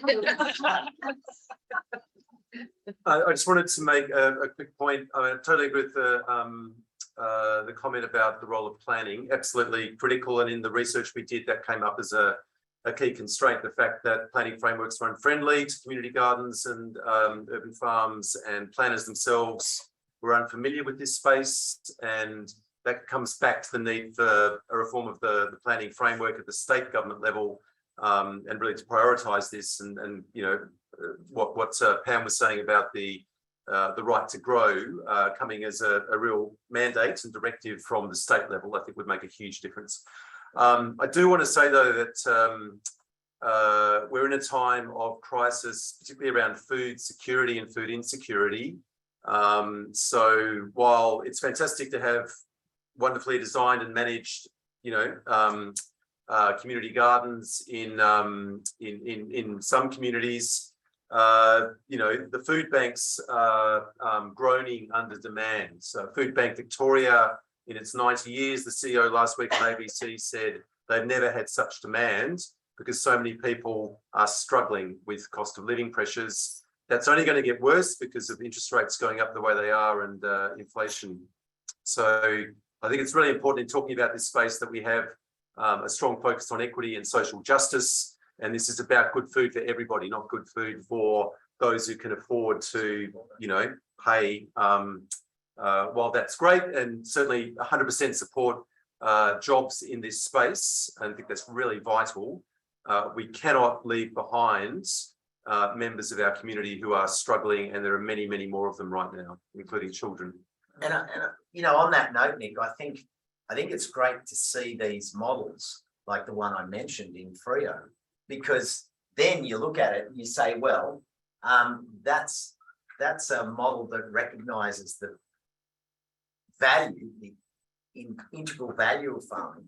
So then it's a case of saying, all right, that funding needs to pay for that, so that in that sense, in a different area, then the farmer's paid and the community benefits. Yep. And so I like to see these models rearing their head, because it's a new modular way of thinking about these things. Yeah. And then it's a case of saying, all right, well, if that farmer is going to be paid 60 grand or whatever it is, then that's something that, you know, the $500 million funding goes out there and says, right, we're going to start to do that. And then, you know, in the private sector, you say, right, well, to get that, you're going to have you know, that their model's going to say, well, you're going to pay your annual levy, and that's going to help cover the cost, but you're going to have food. So it's nice to see all these morphing between government, non-government, funded, unfunded, privileged, underprivileged.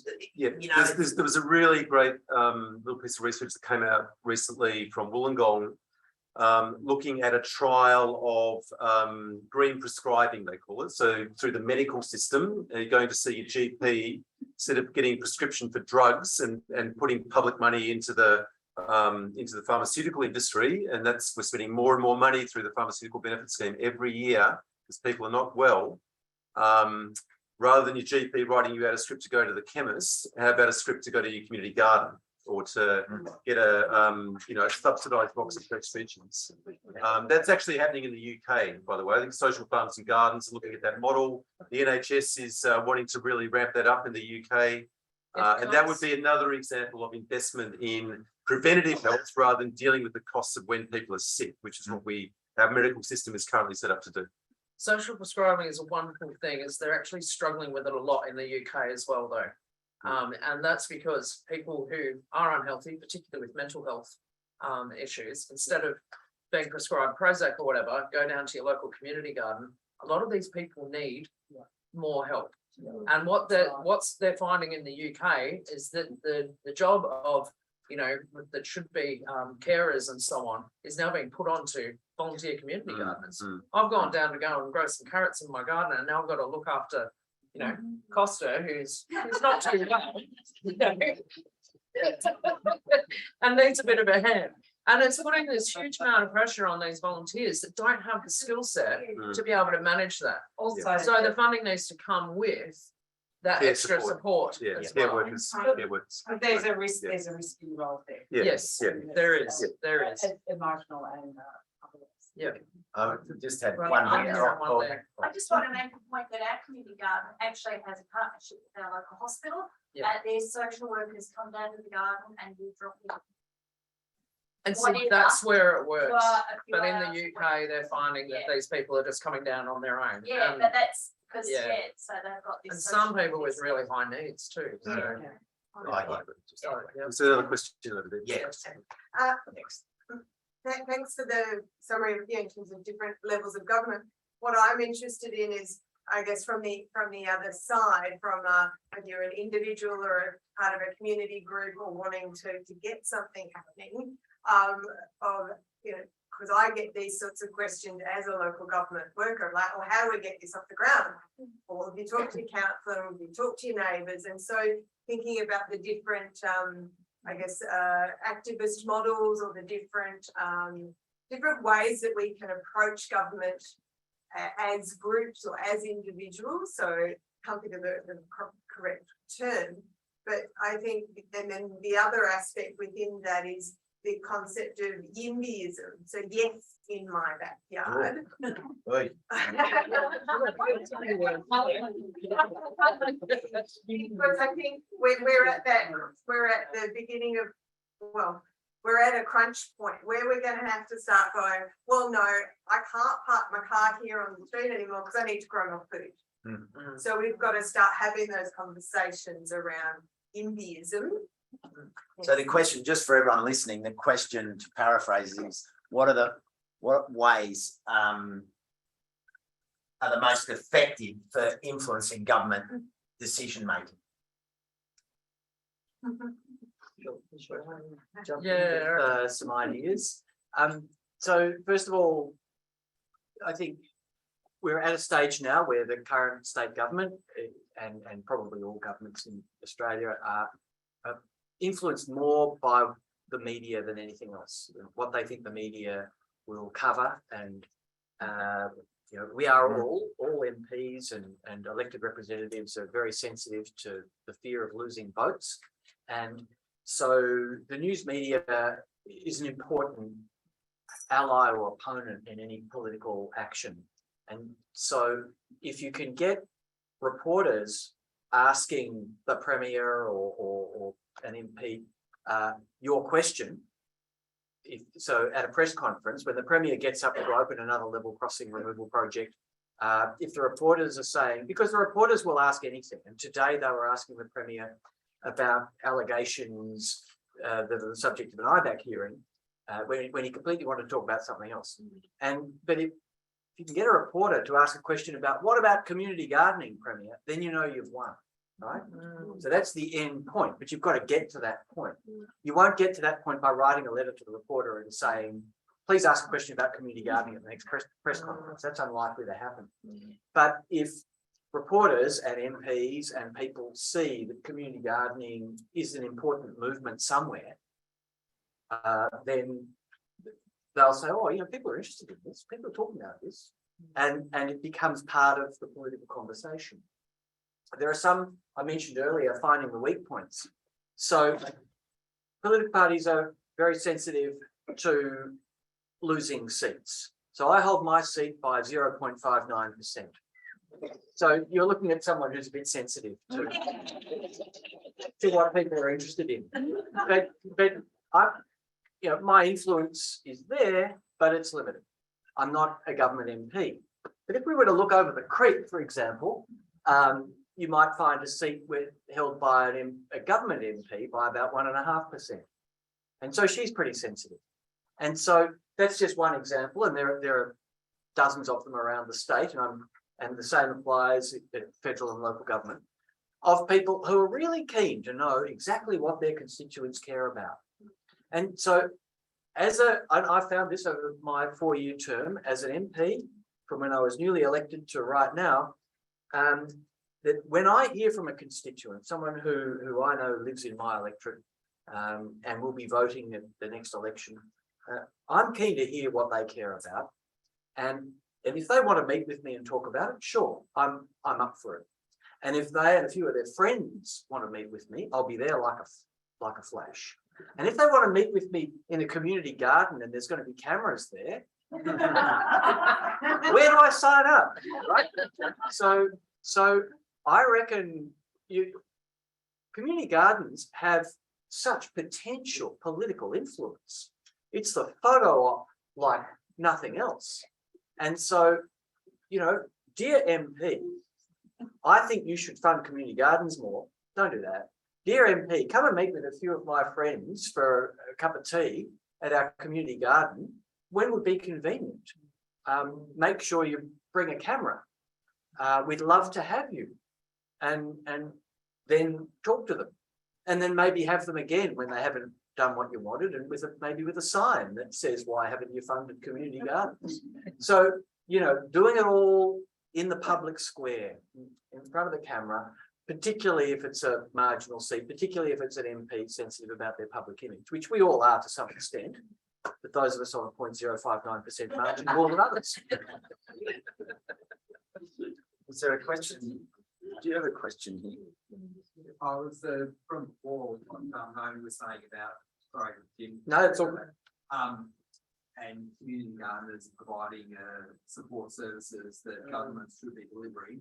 I'm a disability support worker and I take my clients to the community garden, but then I go there on the weekend and end up providing support for a range of people who have quite high needs. So it's an example of, that's how it happens. But it's lots of opportunities. There's a lot of opportunity, but on the other side, it actually have to be careful about what's being put on to the volunteers at the same time. Yeah, exactly. No. Can I just say that from my perspective, I see the root problem is that we don't have accountability and transparency. As a politician, I truly believe that the members should say, I stand for blah, blah, blah. And if for whatever reason I am not able to fulfill this, then I will step down. There is no such a thing as accountability. They promise the world, and then whatever the system is, whether it's whoever that feeds your pockets or whatever, you have to wait for the next election, and that's simply not good enough. So I actually think that there is a real need to get the, if you state a statute declaration that I will stand for this, and if for whatever reason I am not able to fulfill A, B, and C, and whatever else, then I will resign. There has to be a penalty clause by which we can legally implement. All right. I think we should take that as an excellent comment. I think Oh. 10 minutes to make that. I can hang around. Okay. You can have that as long as we need. Wait. Yeah. I can do 10 minutes. I'll just give Tim a ring. Leave a message. Here's his number. Look, I think what we're grappling with here is really that lens, the lens of who's appropriate, where's the appropriate touch point, how do we make change from the grassroots up, which all of us are, we're literally in the grassroots in what we do, but more importantly, how do we get the top down? And we're tapping in on this because we talk about the effective ways of influencing government decision making. What and how can we make it more attractive to policymakers to get their ears? Because I remember speaking to someone who said they and this was around the time of the land care, but they said someone approached Richardson at the time and said, oh, we want to make it the declaration. I said, I can't hear anything. I can't hear anything. So where is the noise to make the attention? And it might sound like a game, but it's the reality. So our questions are, what's the reality of making that noise to get it on the agenda, to get that $500 million, because we know it's right, but it's not being heard. And so, and then I throw on top of that, how do the broader issues like climate change, inflation, fuel prices, government, how does all that fit into how governments see it's not just community gardens, it's urban agriculture and the role of food security, which is what we're talking about. I've been thinking about this as the conversation going around the health and preventive health. And I think we need to be more convincing, and I think we need research around the benefits of community gardens, particularly in the health area, to convince policy makers and elected people as well. And I was just thinking, if we went to, say, the Minister for Health and say, well, we've got this idea on how you can save money in your budget, we'll go to health insurance funds and say, here's a way of reducing payments out. With a calculation, with the actual figures that say, if you, at the back end, you're spending this much money on, tertiary health care, when you could be spending 1/10 or 100th to get the same benefit at the front end. And here's how you're going to save money at the in the public sector through the health budget, or through, say, private sector through the insurance budget. We could manage that somehow. That would be standalone, it would be self-evident. We wouldn't need too many adjectives to say how good gardens are. We just hit them with the bucks. It was interesting. I spoke to somebody while I was away. I can't recall exactly who it was that said it to me. How do we get our governments to start thinking in 50-year cycles, not in election cycles? Because I think there is enough research out there. I think we've got all the data that we need to be able to prove the benefits and the importance of this space. But while governments are thinking so small in these election cycles, nobody's interested in well, it appears to be that these governments aren't interested in the, hundreds of billions of dollars worth of savings they can have over 50 years. It's like, no, we need to be looking good in 3 years' time, so you re-elect us again.